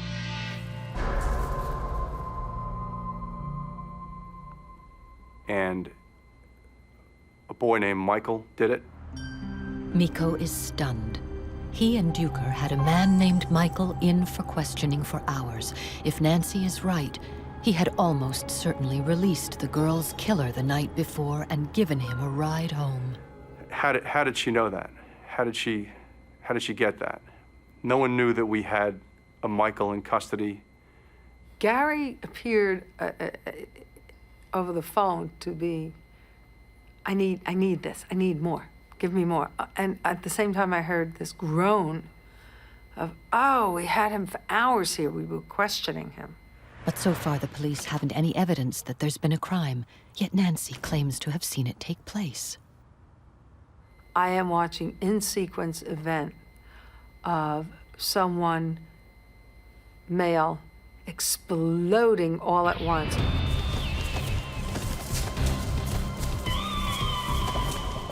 I felt like this is somebody who had contained most of his rage to a degree and then just blew it all at once. At the same time that Miko is talking to Weber, George Duker is leading a team scouring the area where Michael's car was last seen. I got a radio transmission from one of the search teams telling me that they just found her pocketbook in the woods. I immediately raced from where I was to where they were and had entered into the woods. I get out of my police car, I'm running now in the woods toward the search team. They call me back again. We just found one of her shoes. I'm thinking at this point, this is tremendous. She came home from school late. She, for whatever reason, was in the woods. She tripped, she fell, she broke her leg, she couldn't get up, she couldn't get help. And then I go to the crime scene, and they're all standing there in just disbelief, looking at how he had partially buried her body. What he had done to her, the trauma of that homicide, was just unbelievable.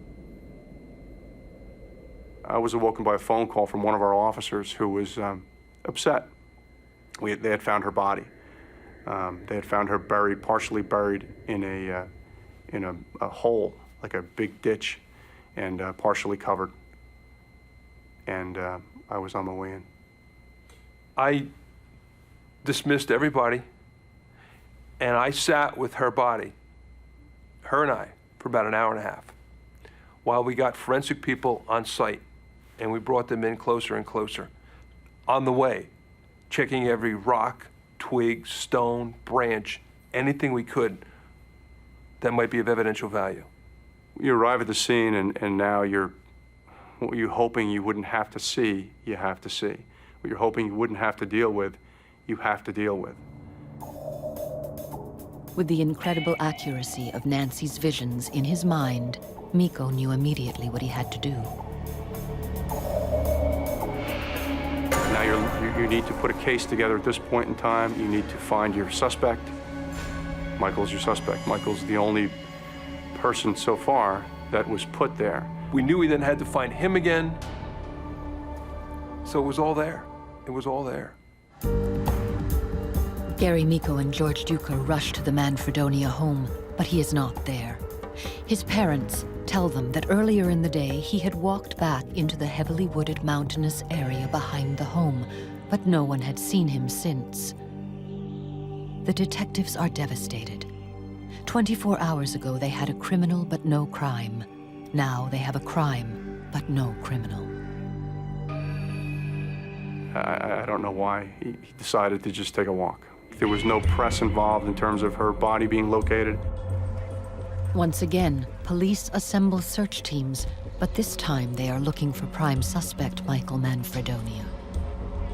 We had dogs, tracking dogs involved, and we were unsuccessful that day, I believe it was Saturday, and didn't locate him at all on Saturday or any sign of him. Miko replays the conversation with Nancy Weber earlier that day. She'd said the killer smelled like oil and gasoline, and that fits. Manfredonia worked in a gas station. She knew his name was Michael, and long before police had the evidence, Nancy Weber knew that Rachel was dead. Could she also hold the key to where the killer was hiding out? And she had said to me, you know, just bring me something that he touched, that he handled, some personal belonging. And, you know, maybe that would help me, you know, tell you where he is. I could not tell him where Michael was. I needed to make the contact with a person who had connections with Michael. And through that link, I can travel. Before Detective Miko could officially meet with Weber, he needed permission from the county prosecutor. You know, we never used a psychic before on anything. So this would have been a first. And clearly with a major case, you needed to get approval from at least our prosecutor's office before any of that interaction could happen. Sometimes when I work with law enforcement, I know that I work far better with them than I work with some of the families, and that I get far more results when I work with law enforcement because they're in direct contact sometimes with the evidence, even if they didn't see the killer or know it. They've touched the evidence in some way. And the prosecutor wasn't getting a good feeling about this at all. He didn't like that type of attention drawn to the homicide case, thought that it would get too much media, too much hype. It wasn't the direction that he really wanted to go. Gary and I then talked privately, and Gary said, "What do you think?" And I just said, "Do what you gotta do. How can it hurt? How can it hurt? She might have some information here that will absolutely, you know, turn this thing around." And he went off to see Nancy. Gary Miko decides to defy the prosecutor and set up a meeting with Nancy. The discovery of Rachel Doma's body has turned the case of the missing girl into a full-scale homicide investigation. Prime suspect Michael Manfredonia has disappeared. Going against a direct order from the county prosecutor, Detective Gary Miko arranges a meeting with psychic Nancy Weber. He thinks she might hold the key to finding the murderer. But as he travels to meet her, doubts begin to creep in. Was there something that she knew about this crime? Was she involved? Who knows? I didn't know. I mean, again, because of those reasons as well, it was worth meeting with her to see what she had. And I'm driving there and I'm thinking, okay, so you're meeting somebody, you don't even know if it's Gary Miko. You've never met him before. You don't know if it's really a cop or some nut on the phone who called you. What are you doing? You're doing it anyhow, you know that. And so I have this nice discussion as I'm driving there, and I pull up alongside him, and I have a handbag, and I get in his car, and as I get in, I see the inside of the car is a cop car. He's real. And he immediately, "Can I see your handbag?" I'm thinking, okay, sure. What does he think I have, a gun? And I'm thinking maybe a weapon. Let's make sure I'm not being tape recorded. Let's just get all this out of the way.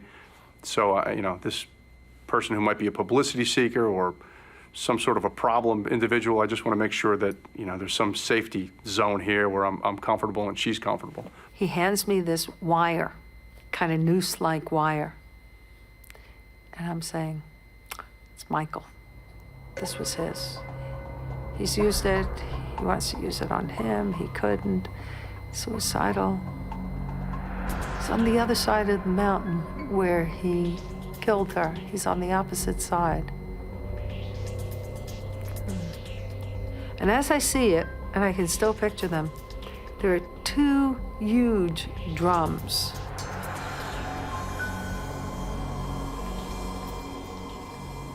Normally, I can't tell you, but I knew 55-gallon drums, big drums. She said, you know, he can see you. He's up on a hill. She paused. He's groggy. He's out of it. He's overdosed on something. He's almost, you know, delirious or delusional. Or she was just talking about how he was his mindset. He's physically, he was tired. He wanted to go home. He can't go home because he knows you're there. You know, he sees police cars come and go, and so he's afraid, but he desperately wants to go home. Sometime on Sunday evening, a decision was made to place a Chester Township police officer in the Manfredonia residence, just in case Michael came home again. And I grab a piece of paper, back of something, and I make a very rough sketch of where the gallons of drums are in a hill with pools of water. And she said, "You're going to catch him." And she looked at me and she said, "Real soon." At that exact moment, my police radio, which had been quiet most of the night, on the police radio, you could hear that Chester Township officer on his walkie-talkie say, "All units, he's in the home now." And I said to her, "You have to leave," and sort of opened the door and kind of booted her out of the car and told her I'd be in touch and thank you. And Gary starts the car shifting, and I jumped out of the car, and he sped away, and that was it. as I'm racing towards the home, I'm thinking about this encounter and floored by what just happened to me. Gary arrives on the scene just as Manfredonia is being put in an ambulance. He jumps in, reads Manfredonia his rights, and accompanies him to the hospital. Once again, Nancy Weber's prediction proved to be uncannily accurate. 72 hours after Rachel Domus was first reported missing, Gary Miko and George Duker have brought her killer to justice. For 11 years, the 11 years that followed Rachel's death, I tried to deny emotionally what I felt about this case. Feelings of being vulnerable, feelings of being a father of daughters, feeling of, again, the same thoughts and questions I had when I sat with Rachel at her crime scene. How could this happen? How could this happen? And could we have prevented it at all? No, it's 20 years later, and it's still close under the surface. It's still there. Nancy Weber had been right about a lot of things. Her psychic feeling that the killer was somehow connected with the smell of oil was spot on. Manfredonia was a car mechanic. The location where he was found was surrounded by oil drums, just as she had described. She was also correct about his being suicidal. Manfredonia told police that he wanted to take his own life, and he was high on an overdose of cold medicine when arrested. On Monday, September 16th, 1985, Michael Manfredonia confessed to murdering Rachel Domus in a blinding, frenzied rage. He's currently serving a life sentence at New Jersey State Prison.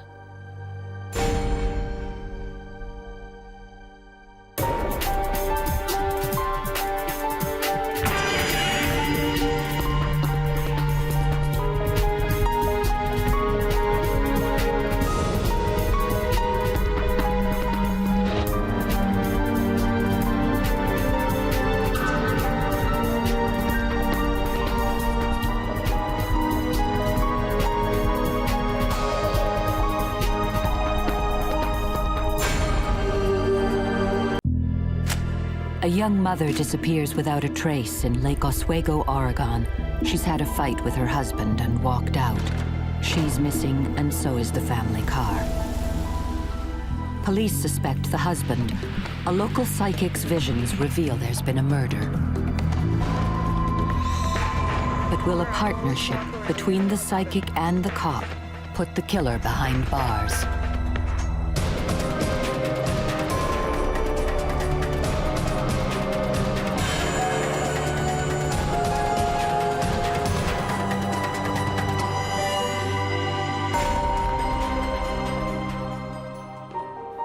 March 31st, 1986, the police in Lake Oswego, a wealthy suburb of Portland, Oregon, get a call from 28-year-old John Burke.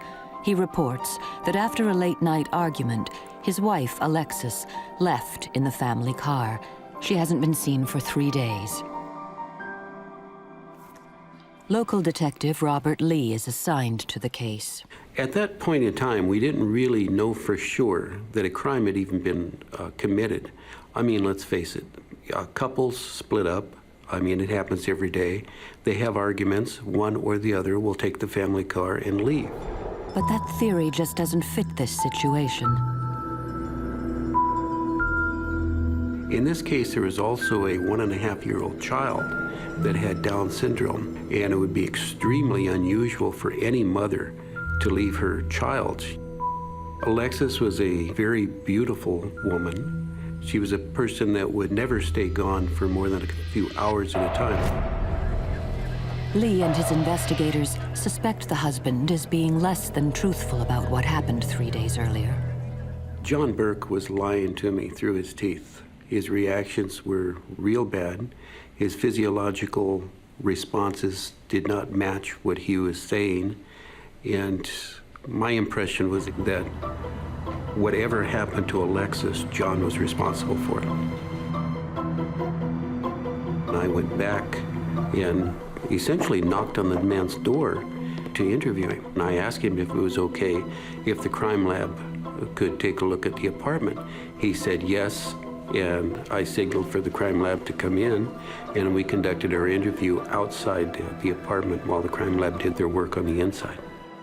They found nothing suspicious, so they focus on finding the car that John Burke claims Alexis drove off in. We reasonably expected that if we found the car, we were going to find Alexis.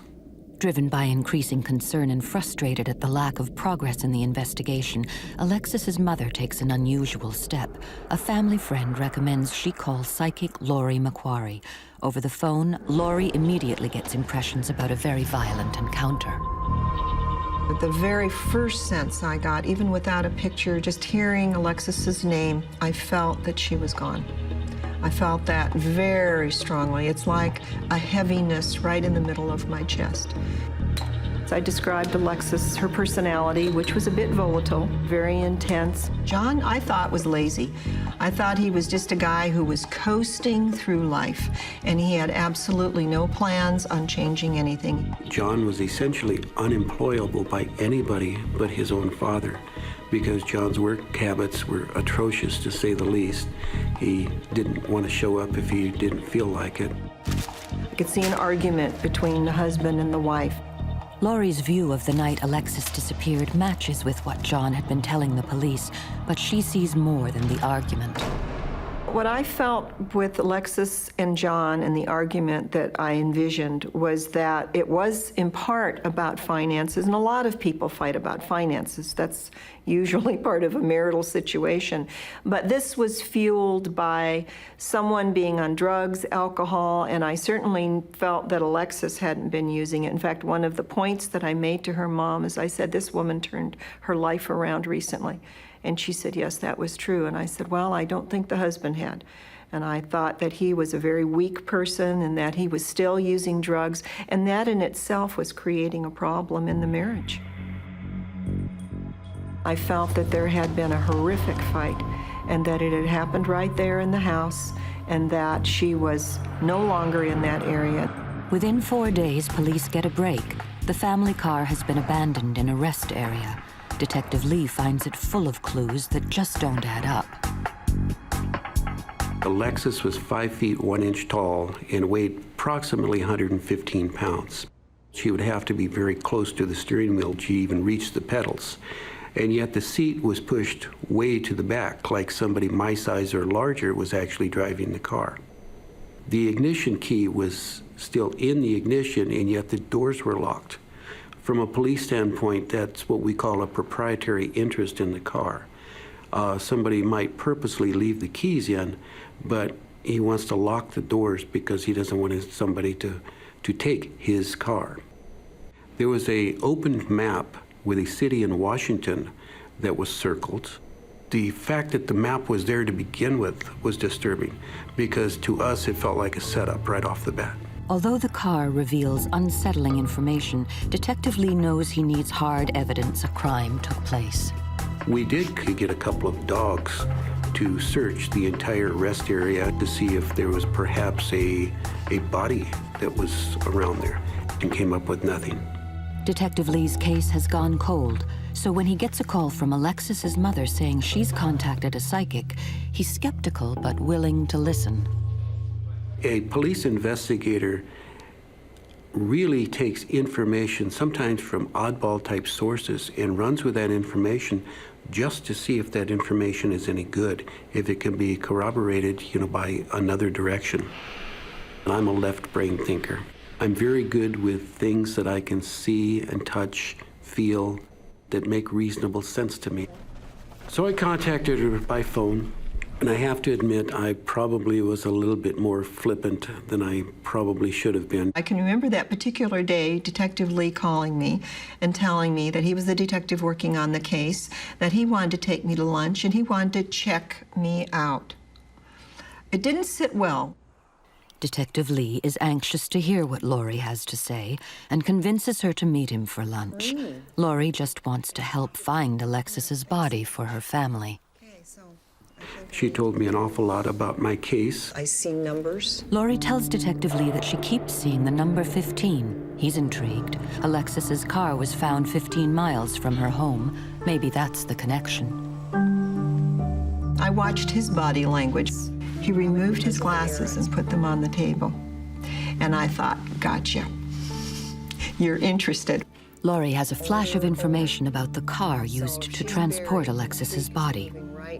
There's a larger car, older car, and as I'm almost looking at it, I'm back of it and I'm seeing the trunk lid open, and it's a huge trunk. Detective Lee can't see the link. Alexis's car is a two-door with a small trunk, not the larger car Laurie's describing. When you're talking about a car, a big car, spend the next 5 minutes driving the highway and you'll see 100 of them. Laurie's next bit of info makes Lee even more skeptical. She told me that the younger brother, Kelly, was involved. I'd interviewed Kelly. Kelly was actually playing ball for the college that he attended in Southern California at the time of the disappearance of Alexis Burke. I can see the brother handling her body, helping carry it. I can see shovels involved, and I can see this family connection. We checked with the college. They verified the fact that Kelly was literally over 1,000 miles away at the time. That automatically made 8 or 10 of the other things that Laurie told me that couldn't possibly be true, simply because his involvement couldn't have been there. Detective Lee's investigation contradicts many of Laurie's clues, but Laurie is sticking to her guns. If she's right, Lee could be missing some crucial evidence. I remember telling him, it's going to be different than you think. It will bear me out. Wait and see. Laurie decides on a dangerous path. She takes the investigation into her own hands and arranges to meet the man she believes to be the killer. I just had to meet him. Alexis Burke, a young mother from a suburb of Portland, appears to vanish into thin air. While police suspect her husband, John, they have no evidence a crime has been committed. Alexis's mother contacts psychic Laurie McQuarrie, hoping she'll be able to help police find her daughter. Laurie decides she has no time to waste. Alexis's husband is packing up the apartment, preparing to rent it out, so Laurie takes a risk. I knew the minute I met him, looked in his eyes, maybe if I was even fortunate enough to shake hands with him, I would get a further impression. The police found nothing when they searched the apartment. Now it's psychic Laurie's turn. He answered the door. He was very laid back, and I don't know if he was on drugs or not, but he was just very calm. And of course, I pretended to be a renter. As I went through that apartment, of course, I think not just as a psychic, but I think just as another human being, I thought, where is the wife's picture? Is there nothing here?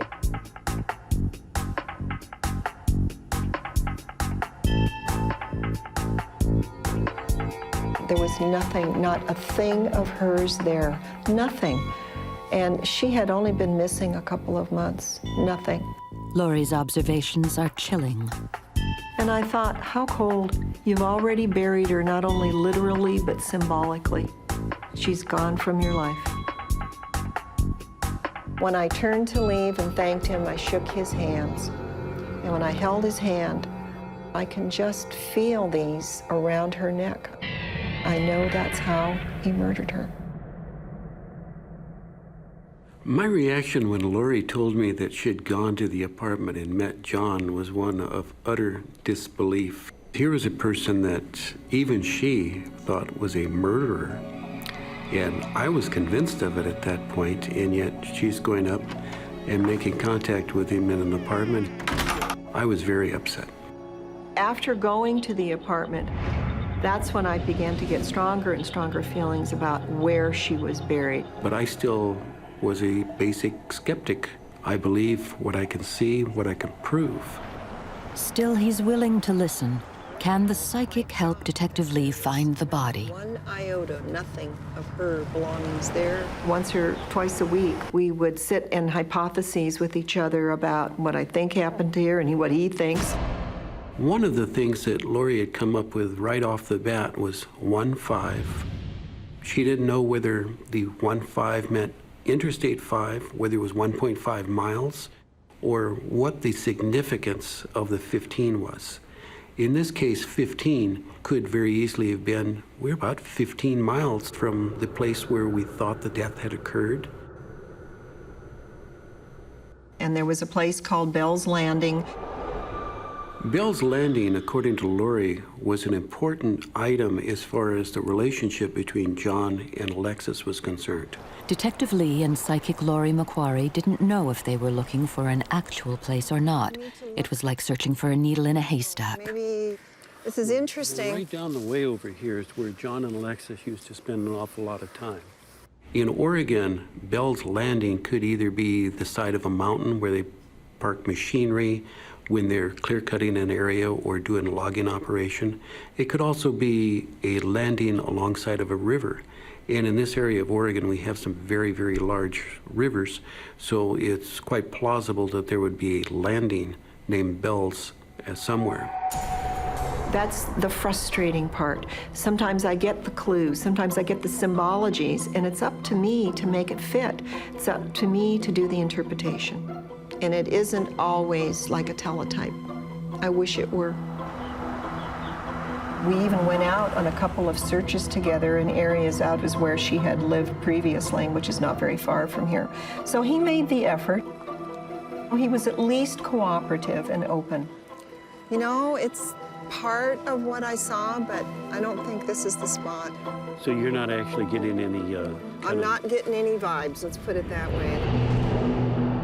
Laurie told very specifically that the body was buried. Her head was just inches away from a little creek. I also felt that he had buried her where he could watch her.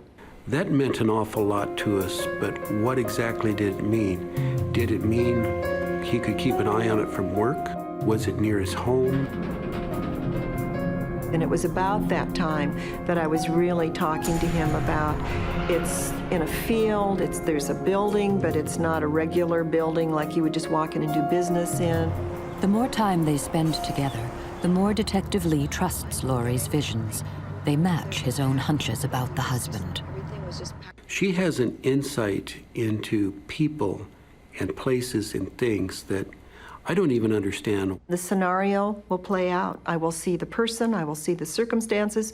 Sometimes the reception may become a little hazy. It isn't always crystal clear. It may come in and out, but it's exactly like watching a television show. I could see him eating his lunch. He goes out there, eats his lunch, and watches the site. The site is within range. He can see it. And as long as it's not disturbed, he knows he's not in trouble. It looks like John is going to get away with murder, but Laurie's psychic instincts tell her he's made a big mistake. This was something where many people knew what had happened.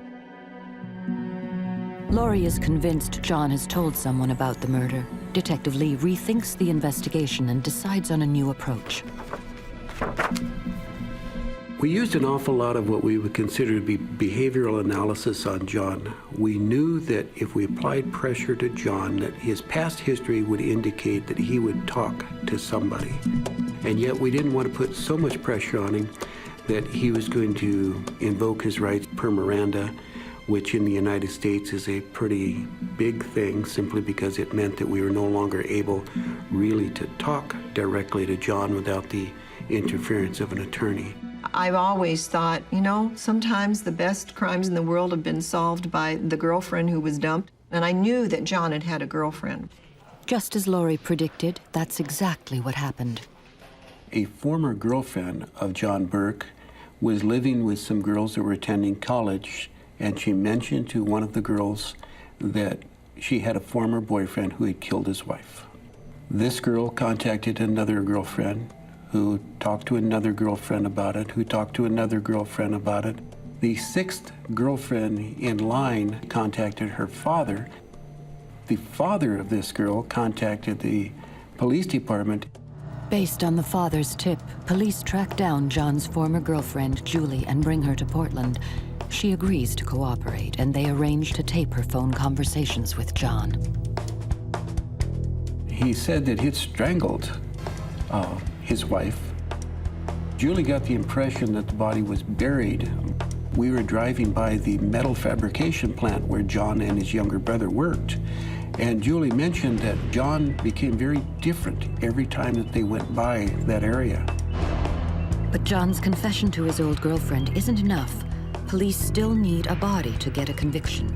Laurie sees Alexis buried somewhere where John can keep a close watch on her. It makes sense it would be close to where he worked. Following his own intuition and Laurie's clues, Detective Lee decides to search the 15 acres beside the plant. Maybe this is the clue 15 Laurie keeps seeing. It has a very, very large metal fabrication building with very little in the way of vegetation. The 15 acres that was right next to it was ideal because the trees and the brush provided an awful lot of cover and concealment. Access was pretty much restricted. We sent cadaver dogs over the 15 acres, and their handlers came back with essentially nothing. I was personally disappointed that we were not able to find the body. As Detective Lee and I would talk throughout the year occasionally about the case, of course, there would be times when he felt that maybe John was going to crack. And I would just always share with him my philosophy. Everything happens when it's supposed to. It's a real low point in the investigation. Without Alexis's body, police can't charge John with murder. But Laurie is sure John's younger brother, Kelly, is involved, despite the fact he's given police what appears to be an airtight alibi. I think Kelly just happened to be the wrong guy at the wrong time, and he was related to the murderer. And so he helped dispose of her body. Kelly was in Southern California during the specific time frame that Alexis disappeared. And a reasonable person would believe that Kelly could not have had any involvement simply because of the time frames. He was literally over 1,000 miles away at the time. I generally find what I get as a first impression is correct. And I remember telling him, I'm standing by it. It's been a year since Alexis Burke went missing after an argument with her husband, John. With the case going cold and based on her track record, Detective Lee decides to listen to psychic Laurie McQuarrie and take another look at the brother's story. John essentially has no friends of his own. His best friend in the world is his younger brother. If the younger brother knows anything about it, that would automatically mean that his best friend would know all about the case. Kelly's friends and former roommates are all law students. They've been interviewed once about the disappearance of Alexis. This time, Detective Lee re-interviews them with a grand jury subpoena in his hand, threatening each with jail time if they refuse to cooperate. From what Kelly's friends have to say, it becomes very clear that Kelly knows something. He's brought in for questioning, and Detective Lee persuades him to cooperate. He told me everything I wanted to know. Yes, he was in Southern California playing ball, but the game had gotten rained out. He was actually back in Oregon 24 hours earlier than he was supposed to be. It is a turning point for the investigation. If it hadn't been for Laurie's conviction, police might never have re-interviewed the brother, and his information was just what they needed to get an arrest. Bob Lee does not give compliments lightly, but he did kind of offer that up and say, well, I guess you were right. And I just felt that there was a shift at that point. The deal we made with Kelly was very simple. We were concerned that because the body had been in the ground for so long that we would not be able to formally identify Alexis Burke. The dental records we had were several years old. We knew there were not going to be any fingerprints. There was not going to be anything that was actually going to tell us for certain that this was Alexis Burke and not somebody else. And that would be a loophole that a defense attorney would be able to drive a truck through. So we essentially made a deal with Kelly that we would not prosecute him in any way, shape, or form for his complete assistance in the case, including showing us where the body was. I felt that there had been a horrific fight. Kelly confirms Laurie's original vision of a strangulation. He tells Detective Lee how a family argument escalated into murder. Alexis walked out the front door, slammed the door behind her. When she got to the car, she didn't have car keys, and she was in her nightgown. So she came back and started screaming at John. He had big hands. I can just feel these around her neck. I know that's how he murdered her. He came over to her and put his hands around her neck. John said to shut her up because she was really making a lot of noise. John says he ripped off the electrical cord and tied it around Alexis's neck just to make sure that she was dead. The body was rolled up in the carpet behind the couch for at least 36 hours. During that time frame, that at least 12 members of his family and her family were in the apartment. When Kelly finally showed up, he helped John dispose of the body just as Laurie had envisioned. There's a larger car, older car. They put the body of Alexis into the back of their father's car, which was a very large Lincoln, dark in color. They then took the body out in the middle of the night and actually dug a hole about 75 yards from the corner of the building where they both worked and buried Alexis. There's water involved and not a large body of water. The body was right next to a very, very small rivulet of water. The head was the closest to that water, and it was only several feet away. And of course, the body was under just several inches of dirt.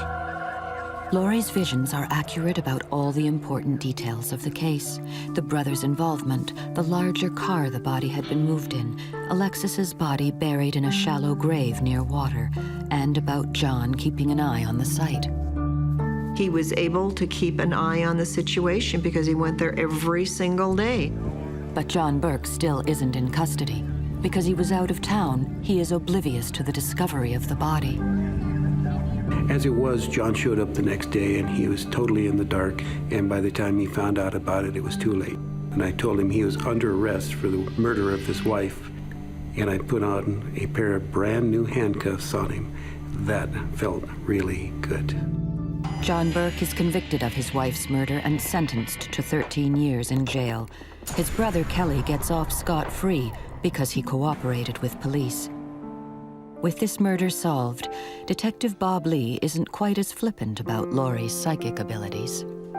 I contacted Laurie to tell her, all about the case and how terrifically accurate she was at that point on 28 of the 30 things that she had told me. I don't know if I feel vindicated so much as I just feel, yes, this stuff does work. And it's important for me to be right, not just for me, but I think it's important for the victim. Psychic Laurie may be good at predicting the future, but not when it comes to herself. Detective Lee was so impressed with her abilities, he proposed marriage. I never for a heartbeat thought when I met him that I was going to end up with him. We've been married now for a little over 18 years. We're a good team.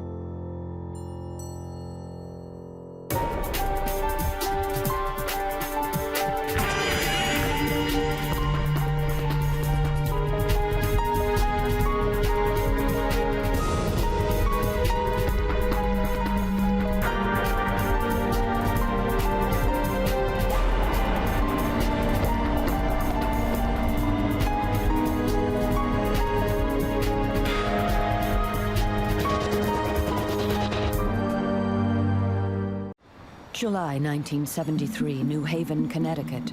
In broad daylight, a young woman is brutally murdered in a downtown parking garage. Witnesses see the suspect escape. Forensics discover a trail of evidence, including blood and fingerprints. But it's not enough to capture the killer. Police turn to the world of the paranormal to help solve the case.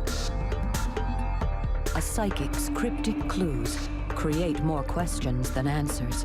But will they catch the murderer and bring solace to a town cloaked in fear?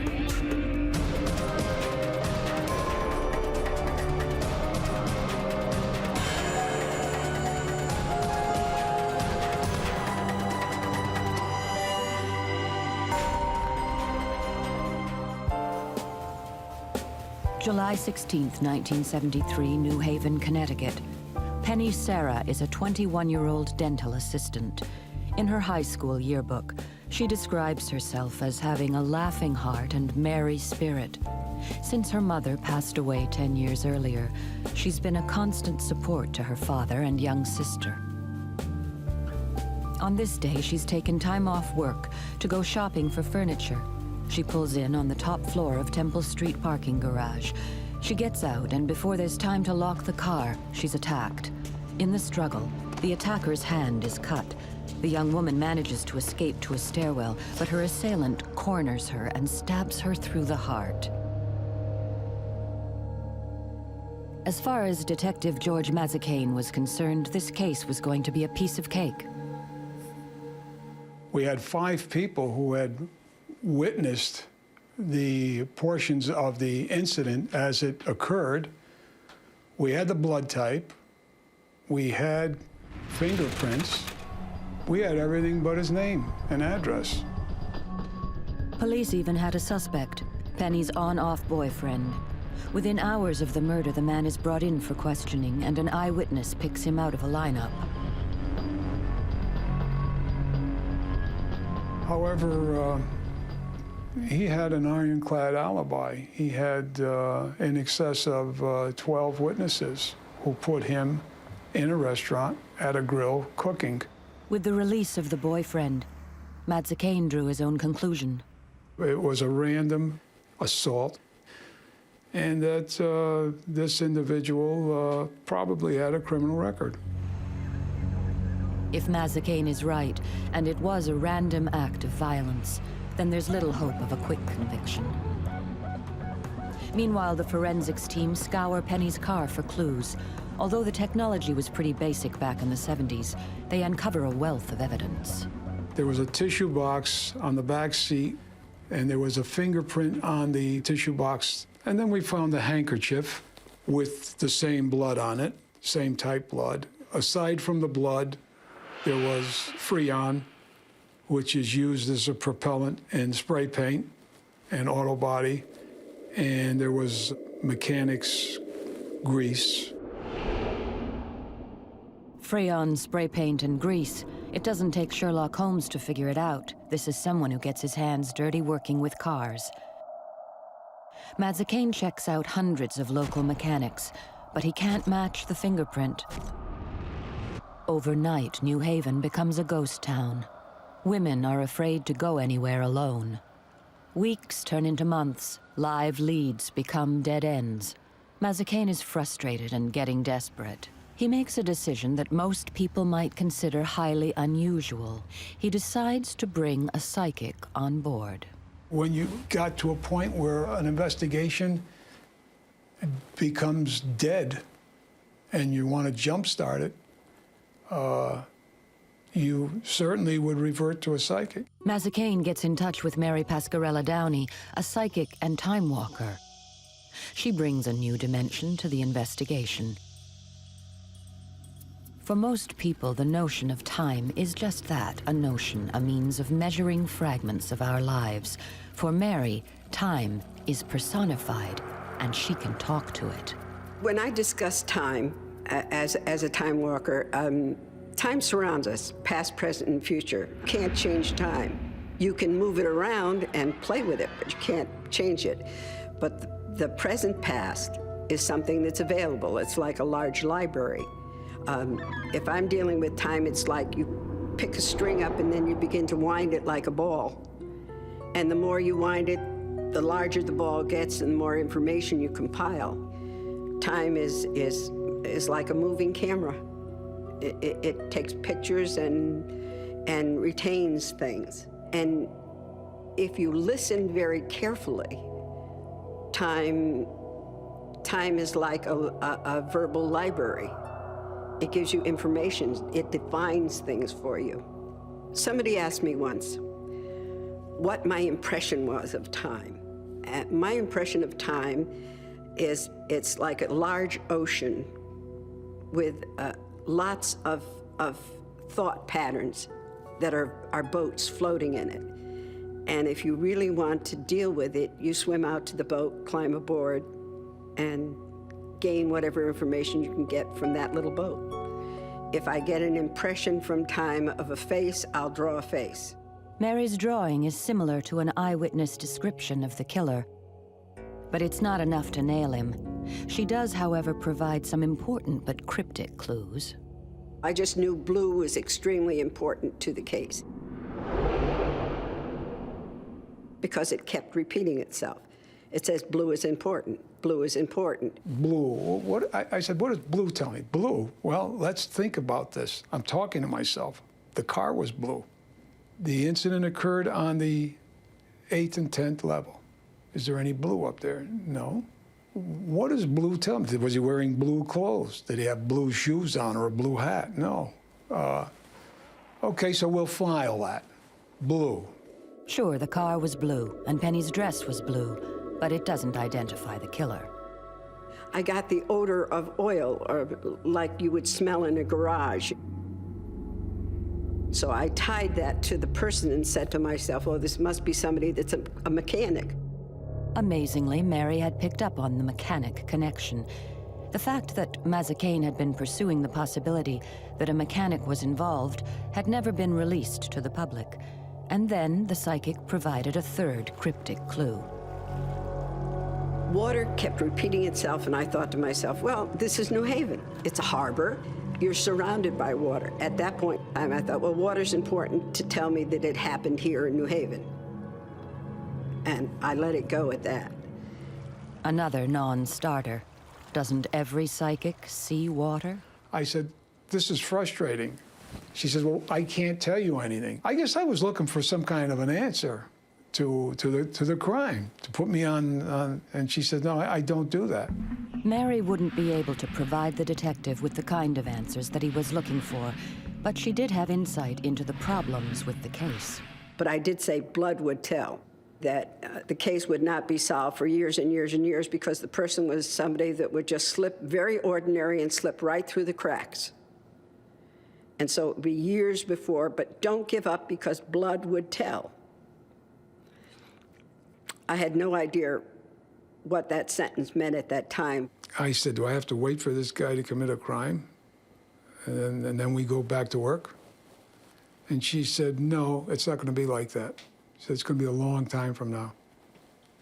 So I said, oh, that's not very encouraging to myself, you know? No, I've got to prove her wrong or discard all her information or comments at that point. It looked like the case would never be solved, but there was one man who was determined not to let that happen.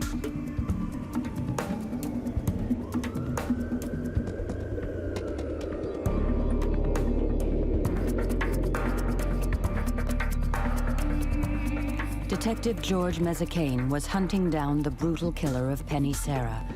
When he reached a dead end, he sought the help of professional psychic Mary Pasquarella Downey. Mary insisted that the killer would eventually be caught, but the visual clues she provided were vague. The color blue and a sense of water were not hard evidence. Certainly not something he'd want to share with his superiors. I never committed this to writing because it would look like nonsense. And then one time I mentioned something in the detective division to someone, and the chief inspector said to me, "You're not reading tea leaves anymore, are you?" He said, I said, "No." He said, "Well, when you get through with that," he says, "I want you to go out and take care of something, get back to doing good old-fashioned police work." Matsakane decided to ignore the ridicule of his superior and continue working with Mary for two reasons. Firstly, conventional police work had yielded no positive results. Secondly, he was under pressure from Penny's father, John. She said, "I want to get more information on Penny. I want to hold one of her objects. Did you bring anything with you?" I said, "No." She said, "Well, I need some significant part of clothing, the dress she wore that day." I said, "I'll get something." So I went back after this was a brief conversation. And I was interested, but I wasn't, I didn't have anything to chew on, you know? It was like, you know, like a light beer, I guess, everything you wanted and less, you know? I guess they'd have to characterize it that way, you know? There's a lot there, but... And I wasn't surprised. I was interested. For their second meeting, Matsakane brought Penny's father along. John Serra had campaigned to keep this case alive from day one. Every week, he placed ads in local papers in an attempt to find the killer. He did not want it put on the shelf and wait 20 years for someone to come in and confess to a crime. He wanted to know that there was somebody working on this case every day. And that was his mission, and he accomplished that. Matsakane also brought a favorite coat of Penny's. The process of psychic reading through an object is known as psychometry. When you walk into a house, you either get a good feeling or a bad feeling. When you meet somebody, you either like them or you're wary of them. That's your energy reaching out to protect you. And it's exactly the same as any viewer that's out there has had the deja vu, that's met somebody and been cautious, that's gone into a house and couldn't wait to get out. This is psychometry. That's the world of psychometry. It's energy speaking. She began to talk about Penny and what kind of a woman she was and what she thought had happened, and kind of recapped what she had told me. The only thing that we did get from that was that I knew very well that it was somebody that had never seen her before, had nothing to do with her, and that it was just a chance occurrence. Wrong place, wrong time. Matsakane's suspicions are confirmed.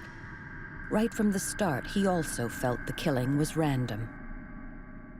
After the session, Matsakane and Penny's father had their own meeting. I said, "What do you think?" after we left.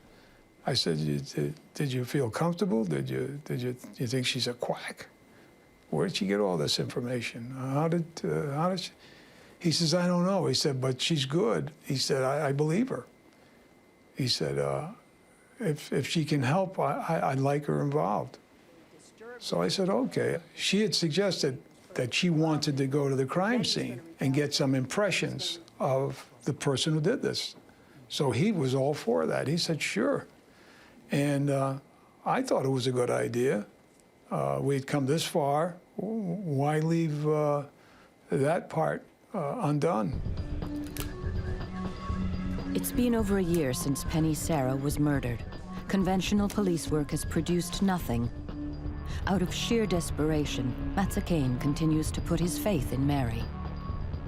And this is actually where it happened? Yes, right in this area here was where she bolted from the car and ran. Can this odd couple manage to grasp some psychic evidence from the crime scene and not only capture a brutal killer, but bring some solace to a heartbroken father? What witnesses said, he chased her up this way and then she ran.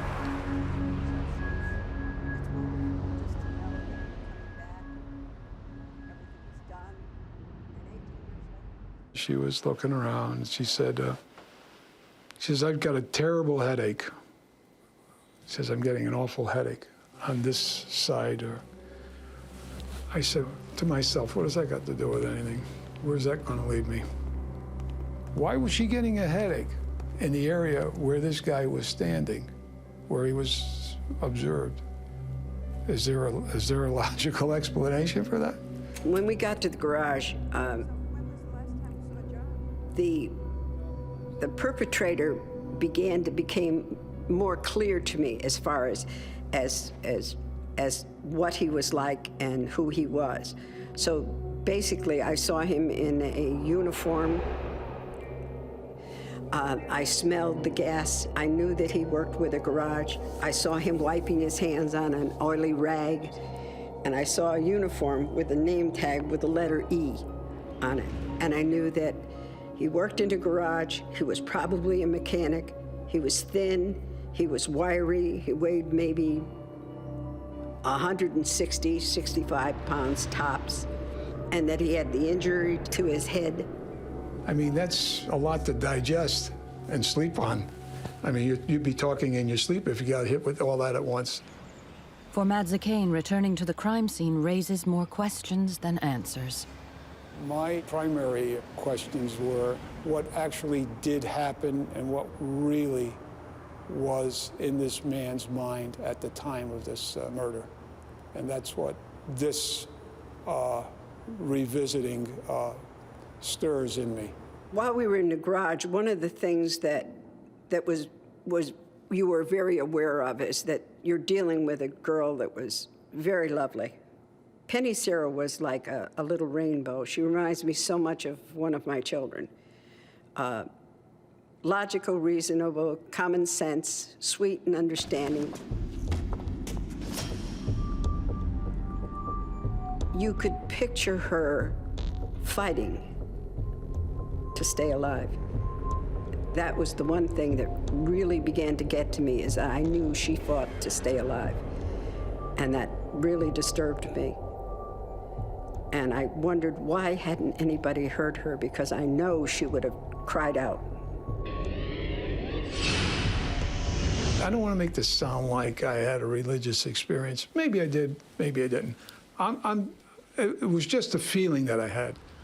I felt that she was getting information from a gift that she had. And I never felt that with another person in my life before. And I've worked with some psychics before, and I've worked with some after. And I never got that feeling, you know, that I was going to get help or I was going to get that kind of, you know, it never happened again.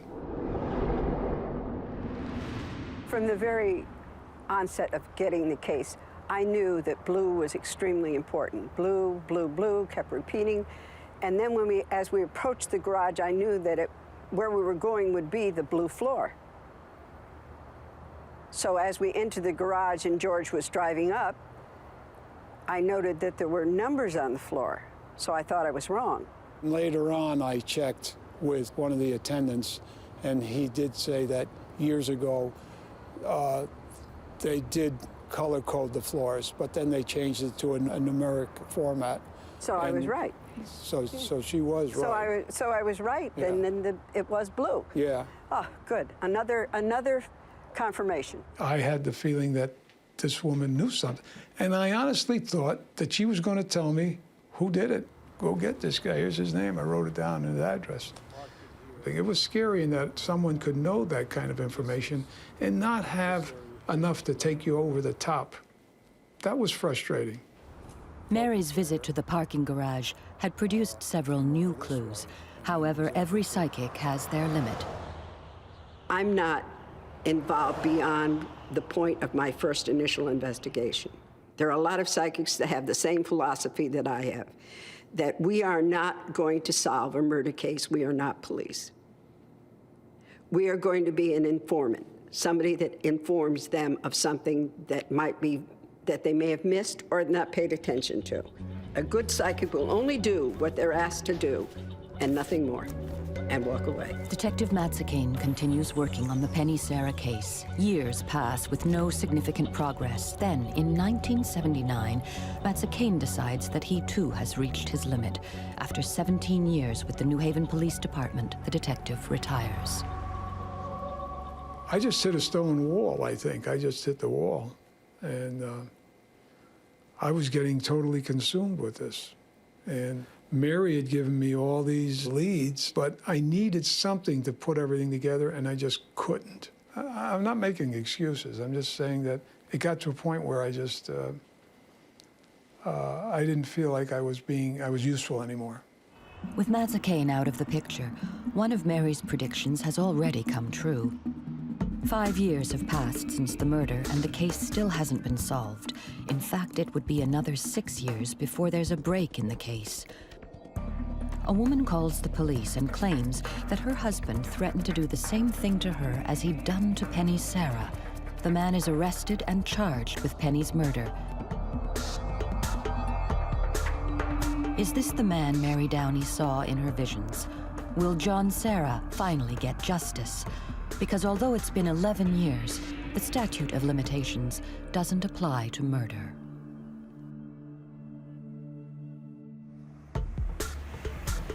After one of the largest homicide investigations in New Haven history, a suspect is about to go on trial for the murder of Penny Sarah. Before a word of evidence is heard, the retired detective who spent 5 years working the case has reached his own verdict.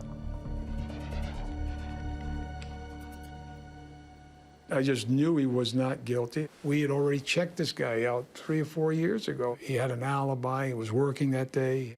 Mazzacane was right. On the eve of the trial, the prosecutor made a startling announcement. The suspect's blood was type A. The blood found at the crime scene was type O. Case dismissed. The man was fully exonerated, but the damage was done. His life would never be the same. It's only in movies the wrongly accused walk away smiling. Once again, the Penny Sarah case goes cold. Years pass. Fortunately for this case and many others, in the early 90s, the landscape of police work in America would change forever with the creation of a computerized fingerprint database. One of the first prints uploaded onto the new system is from the box of tissues found in Penny Sarah's car. Because of the backlog with the new system, it took 3 years to find a match. The guy's name, Grant. First name, Edward. And I saw a uniform with a name tag with the letter E on it. The letter E for Edward, exactly as Mary predicted, and at one point Grant had fixed cars for a living, another prediction of Mary's that proved absolutely accurate. Grant had been arrested in 1994 on a domestic violence rap. He had no prior convictions. The person was somebody that would just slip, very ordinary, and slip right through the cracks. Once again, Mary was spot on. For all intents and purposes, Grant was a clean, living, nondescript citizen. Don't give up because blood would tell. Mary Downey couldn't possibly have known what blood would tell meant, because when she predicted it more than 20 years ago, forensic DNA technology didn't exist. And it transpired that on the day of the murder, Grant had been to the nearby Veterans Administration Hospital to receive treatment for an old head injury. This guy's got 3 plates in his head. 30 years later, you find she was getting his headache. She was telling me this almost 30 years earlier. All of psychic Mary Downey's predictions had hit the mark. But what about the vision of water? The one clue both Mazzacane and Mary dismissed. It turns out Grant lived in the nearby town of Waterbury. As for Grant, the fingerprint match allowed police to get a blood sample so that his DNA could be compared to blood found at the crime scene. It, too, was a positive match. I just couldn't believe it, but I could believe it. And I knew it was him. On Thursday, June 24th, 1999, almost 26 years after the crime was committed, Edward R. Grant was arrested for the murder of Penny Sarah. In September 2002, he was sentenced to serve 20 years in prison. He won't be eligible for parole until he's 80 years old. Up to the end, Grant maintained his innocence, so we may never know why Penny Sarah was murdered. The tragic irony of this story is that Penny's father, John Sarah, a man who had devoted more than 20 years of his life trying to help bring the killer to justice, died just 8 months before Grant was caught. I could see John going to heaven. and saying to God, now listen, God, it's been all these years, and Mary said that this was going to be solved, so I want it solved. And God said, okay, we'll take care of it. And that's what happened. They say truth is stranger than fiction, and in this case, the truth was very, very strange.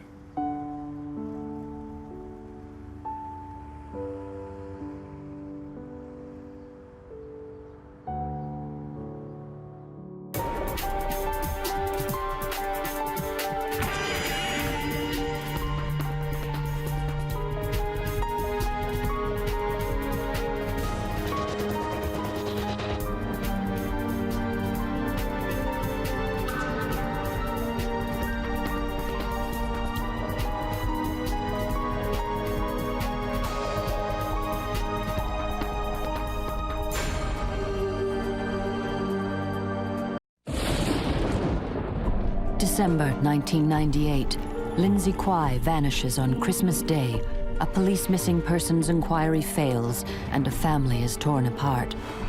But a visitor from beyond the grave appears to a psychic in a nightmarish vision. She told me she'd been carnaged and mangled. She was trying to tell us that she'd been brutally murdered. Then she flashed the railway line. I could see the railway track, and I feel that's where she was telling me this was where she had been killed. And it was for me to go and help her. Is Lindsay missing, or is she dead? And can a psychic discover the truth behind her disappearance?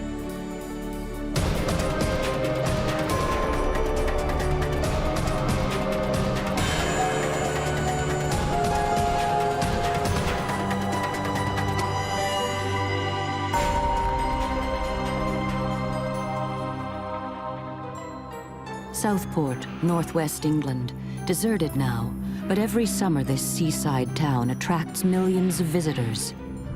Most come to breathe in the sea air, stretch out on the miles of empty beaches and enjoy the thrills of the roller coaster. But this man is no tourist. He is psychic Joe Power, and he's been drawn here by a missing girl and a nightmare he will never forget. The story starts here in December 1998. Lindsay Quay is a 21-year-old wife and mother of 2 small children. Lindsay was a very kind person, do anything for anybody. Good mother. The Quays are just an average family preparing for the holidays, but on Christmas Day 1998, their lives change forever when Lindsay mysteriously vanishes. Days turn into weeks, and weeks turn into months, and still nobody hears from Lindsay. Her family begin to suspect that something is very wrong. Well, you know, anyone goes missing in your family, it's just undescribable, the feelings you get. Everyone was worrying, and our brains were going, swirling, we weren't sleeping, we weren't eating. It was just a great worry. In February, Southport police take a statement from Lindsay's distraught husband, Mitchell. He said that she'd gone out drinking with her friends and that she'd stayed out all night, and he'd been left alone with the 2 children in the house and had woken with them on his own on Christmas Day, and went on to say that Lindsay had arrived later on the Christmas morning, still under the influence of drink, went into a shower, didn't say anything, got a few clothes together, and then left without saying anything to the children. Sometime in the January, he'd seen her in a vehicle with a guy who he didn't know, at a junction in Southport somewhere, and he presumed that she'd just started a new life. Since then, nobody has seen or heard from Lindsay. Police class her as a missing person, and working with her husband Mitchell, start a high-profile nationwide appeal for her return. We had a press conference, which he attended, and he reiterated the story that he'd given to the police. When she came in the morning, she was out of her face. She came in at 7 o'clock in the morning. She went straight up to bed, and I got the kids up then, opened the presents up. She showed no kind of interest in the kids on Christmas Day. We'd had trouble in our relationship, and we decided to separate before Christmas. But we were going to stay together through Christmas. I thought I was going to leave after New Year, but she's up and left before then. Lindsay's father, Peter Wilson, makes an appeal to his daughter. I just say, you know, if Lindsay's watching this, no one's blaming her for what she's done, you know, leaving the children, and we'd like to contact the police as soon as possible. Psychic Joe Power has been following the case in the press, but late one night in February, he has a nightmare that he thinks is a message from the spirit world. I'd gone to sleep. It was like any ordinary night. During my sleep, I heard a phone ring and 2 people appeared to me. Joe recognizes the woman from the newspapers as housewife Lindsay Quay, but police think she is a missing person. Joe claims that the spirit of Lindsay is trying to tell him she's been murdered, who her killer is, and where to find her body. Lindsay Quay told me she had been carnaged and mangled. Joe's vision is incredibly violent and shocks him to this day. And then she told me for the police to search the railway, and also as well, the police must search the fairgrounds. But why did Lindsay want these 2 areas searched? As the images intensify, Joe receives more information. I heard McDowell's, and I actually seen McDowell's, so I was hearing it and I was seeing it. And I also heard her say tractors. Joe is confused and distressed by his vision. He turns to friend, retired police support worker Frida Valentine for advice. He started telling me that he'd been visited by Lindsay Quay in a dream, and she said, "Please help me. I am desperate for somebody to recognize that I have been murdered. I am not a missing person." Frida is shocked by what Joe tells her. I think he really believed that she had been cut up. With him saying about the mangled carnage, it more or less looked as though they couldn't see or recognize any parts of the body. Joe also tells Frida where he thinks Lindsay might be buried. He told me that he'd been shown the railway track and also the fairground in Southport. I suggested to Joe that he go to the police and give all this information. Reluctantly, Joe follows Frida's advice. I was absolutely terrified going into a police station. I thought they would think I was the murderer, going in with so much detailed and accurate information. But no detectives from the Missing Persons Inquiry Team is available, so Joe gives a full statement to another officer. And she reassured me that that information would be passed on to the officers in charge. If information comes in from a psychic or a medium that we feel can be corroborated or will send us in a certain direction, then my view is that we will always utilise that if it helps us. But the problem with that is that quite often it's not supported by any tangible evidence. Joe never hears back from the police regarding his statement. As far as they're concerned, this is still a missing persons case. Well, it was very frustrating to me because at that time I knew this was a murder case and not a missing persons. Joe is determined to discover more about Lindsay Quay's mysterious disappearance. Has she been killed? Was she buried in the fairground or the railway? And could Joe convince the police Lindsay is not a missing person and a killer is walking free?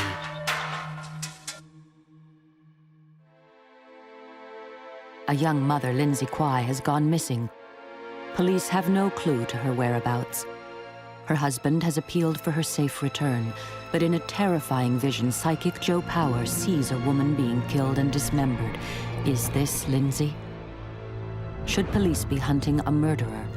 Joe is determined to find out. I felt I had to investigate this case myself because the police were not listening, and I felt I had a sense of duty to get this young lady's remains found. Joe drives to Southport. He has no map and he doesn't know the area. All he has is his confusing list of locations from Lindsay. The railway, the fairground, McDowell's, and a tractor yard. After hours in the car, Joe is tired and lost. He's convinced his psychic connection to Lindsay has failed until he reaches a certain road completely by chance. It was just around this part here that I heard a voice crystal clear, and a sudden noise shouted, "Stop." And I turned to the right, pulled up the car, and for no apparent reason at all, is that the car horn started to go off. I got out of the car, pulled the bonnet, eventually it went off. And I got back in the car and I decided, with the car horn going off, that I'd get away from the area because of the neighbours and the sound, and I felt really quite frightened at that stage. And I drove around on the next street. But just before I'd actually got to the bottom of the road, there was a place called McDowell's that was on the left-hand side, and on the right-hand side was another place full of tractors. That's when it all sunk into me that this is where she had actually sent me. Both the tractor yard and McDowell's are on Stamford Road, the very road where Lindsay lived with husband Mitchell and her 2 children.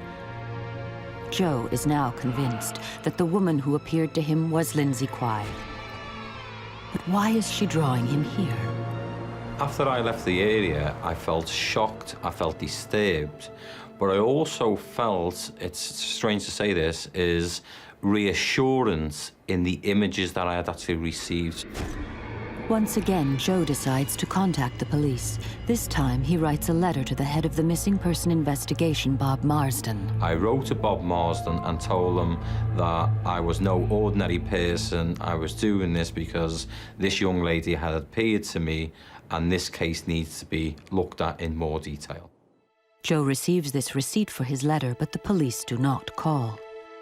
I believe Joe was getting very, very frustrated because he'd informed all the police, and yet they still believed that she was actually missing. Sometime after Joe's letter arrived at Southport Police Headquarters, a review of the missing persons inquiry is ordered. Detective Superintendent Jeff Sloan is brought in to re-examine all the evidence. Immediately, his instincts as a police officer tell him something is not right.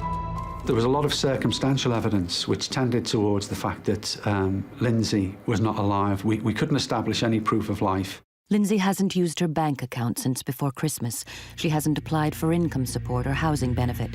Vital medical appointments have been missed, and she has had no contact with her family, not the actions of either a runaway or a loving mother. When I read through the documents and I read through the lifestyle and some of the issues that emanated from that missing from home inquiry, I formed the opinion quite quickly that this actually should be a murder inquiry. I felt that Lindsay had been murdered. Joe Power is no longer alone in his belief that Lindsay has been killed. It's very frustrating, you know, knowing that this young lady had been carned and mangled, and you have to sit there and wait for her to be found. Detective Superintendent Jeff Sloan is placed in charge of the new murder inquiry, but this isn't going to be an easy case to crack. It's very frustrating not to have a body because when you have a body, that's where your lines of inquiry start to develop. All we had was 22 Stamford Road, which was Lindsay's home address, where she'd lived with Mitchell. Well, the very first thing that we do is to go back and fully search the house again, the gardens and the area immediately surrounding the house. Using the house as their starting point, the police begin one of the largest searches ever conducted in mainland England. And we actually used officers from the Royal Air Force, the JARIC, which is a reconnaissance organisation, who flew over and could detect any recently disturbed ground. And if they highlighted any areas, then we would send a specialist search team to go and excavate. It's an agonizing time for Lindsay's family. We're by the phone 24/7, and sometimes we get false information where bones had been found at one time.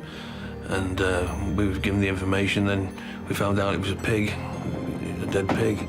And then when you heard about a body being found and this, that, and the other, one was found in the River Ribble, I think, you wondered if that was Lindsay. It's never ending. But the police failed to find any evidence of Lindsay. I was concerned that we hadn't found a body, and I was at a loss as to where we would look to next, and took the decision that we wouldn't undertake any more searches or digging until it was based on intelligence that we had through. But it was frustrating for me. The police are forced to suspend all searches, but Lindsay's parents refuse to give up hope. They spend every waking moment looking for their daughter. Well, we searched in canals, rivers, we got stung by bees, hornets, you name it, but, you know, I used to be up to my neck sometimes in freezing cold water. But we couldn't stop, it was just our way of contributing towards finding Lindsay.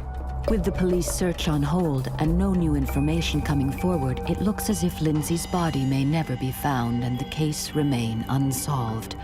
But Psychic Joe Power believes this is something the spirit world would never allow. Joe thinks Lindsay's spirit is unable to rest, as once again she appears to him with a message from beyond the grave.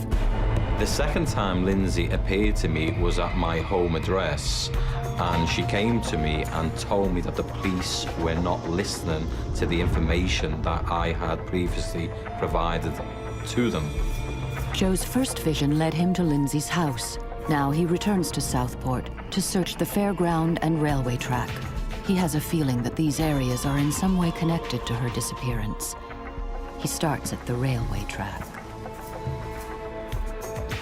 Joe doesn't know what he should be looking for. He's hoping his psychic powers will be his guide.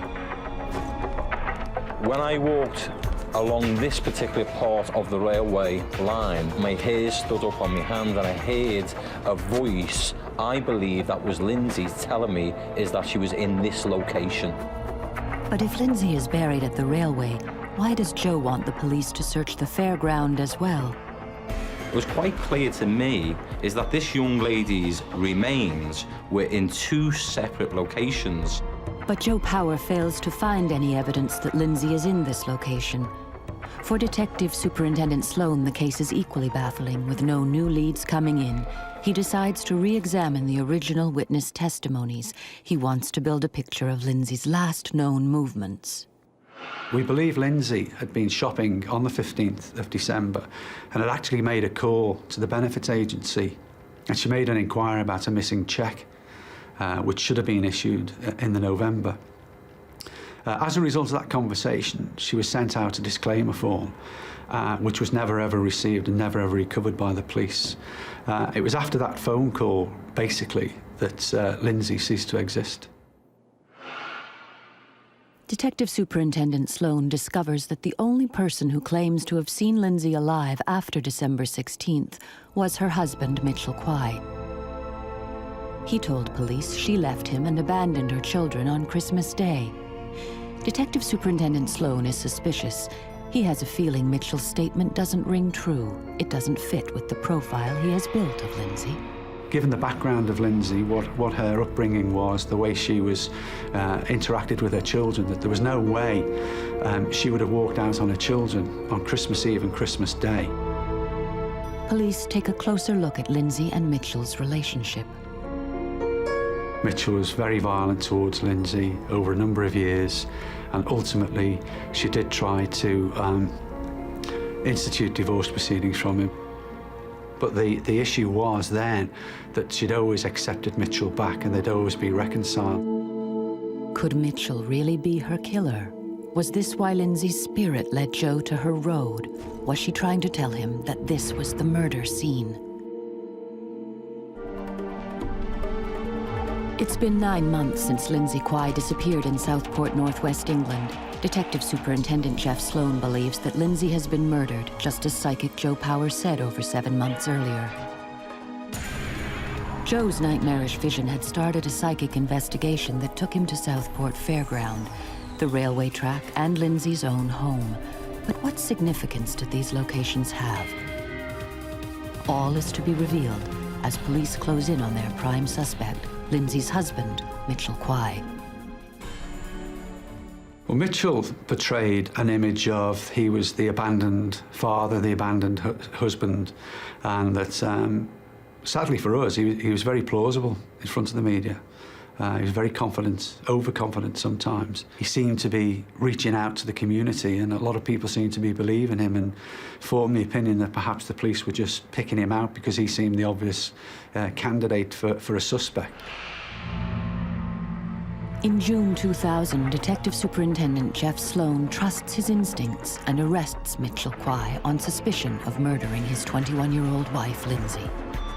But Mitchell was an egotist, and I actually felt that he formed the opinion that he could get away with this because of the time element and the fact that the media had shown such an interest in him, and various members of the community were sympathetic to him. But despite hours of questioning, Mitchell refuses to crack. Detective Superintendent Sloan is convinced that he has his man, but he doesn't have enough evidence to press charges. It looks like Mitchell is about to walk.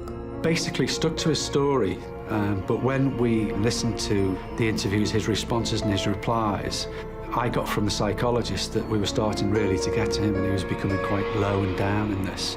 And I think the telling point came when I gave instructions within his hearing that his father was to be charged, and so was his brother. Phone records show that at key points in the investigation, Mitchell made an unusually large number of calls to his brother Elliot and his father. This was totally out of character, and Detective Superintendent Sloan thought it pointed to their involvement.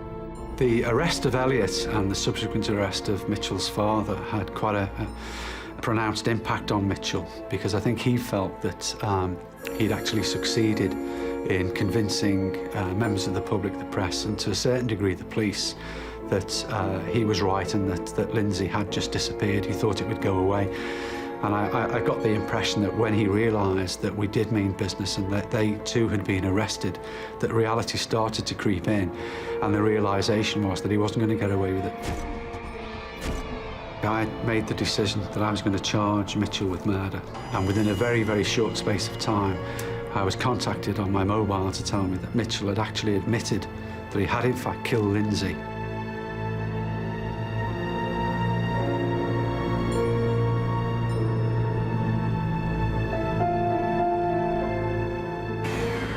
Over a year after Lindsay Quay first went missing, the truth surrounding her disappearance is finally uncovered. The last few hours of Lindsay's life all centred around the cheque that had gone missing in November. Mitchell, at some stage, had tried to encash that cheque. There's a row developed over that, and he's lost his control and he's strangled her. As Mitchell's confession continues, the true horrific nature of the crime is revealed.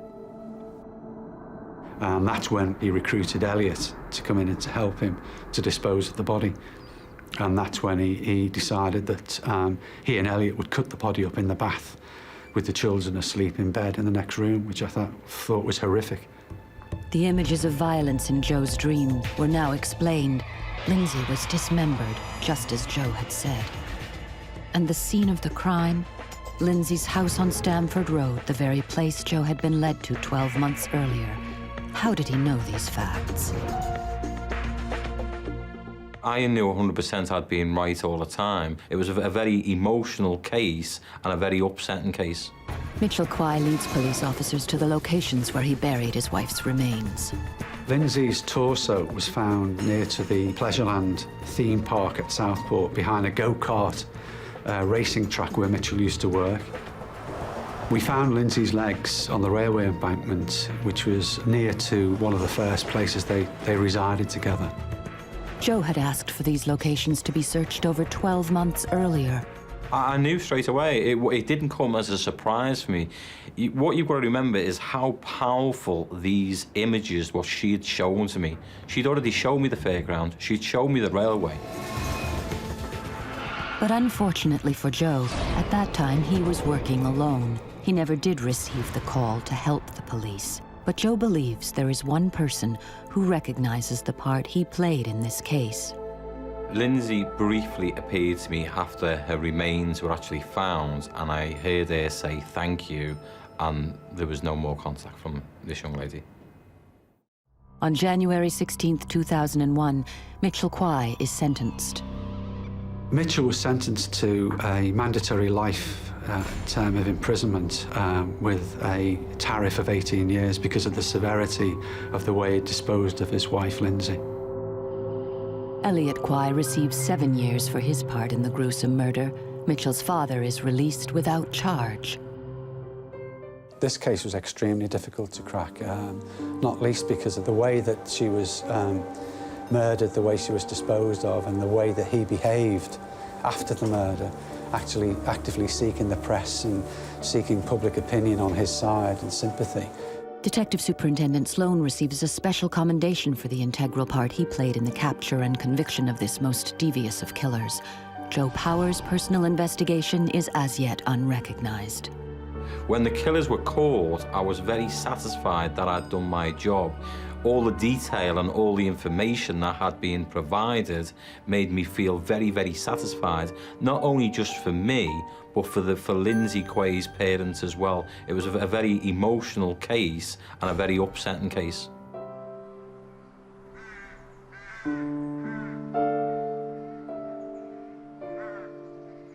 To lose Lindsay that way has affected everybody, the whole family, me included. Never going to be the same again.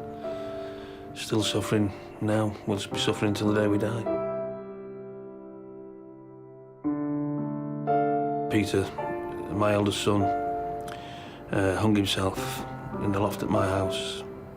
Could never get over the fact of what they did to Lindsay after they'd murdered her. That's what led to his suicide. 2 years after her vicious murder, Lindsay is finally able to rest in peace. But she leaves behind a family torn apart by tragedy. Mitchell's taken my daughter. He's taken Robin and Jack's mother.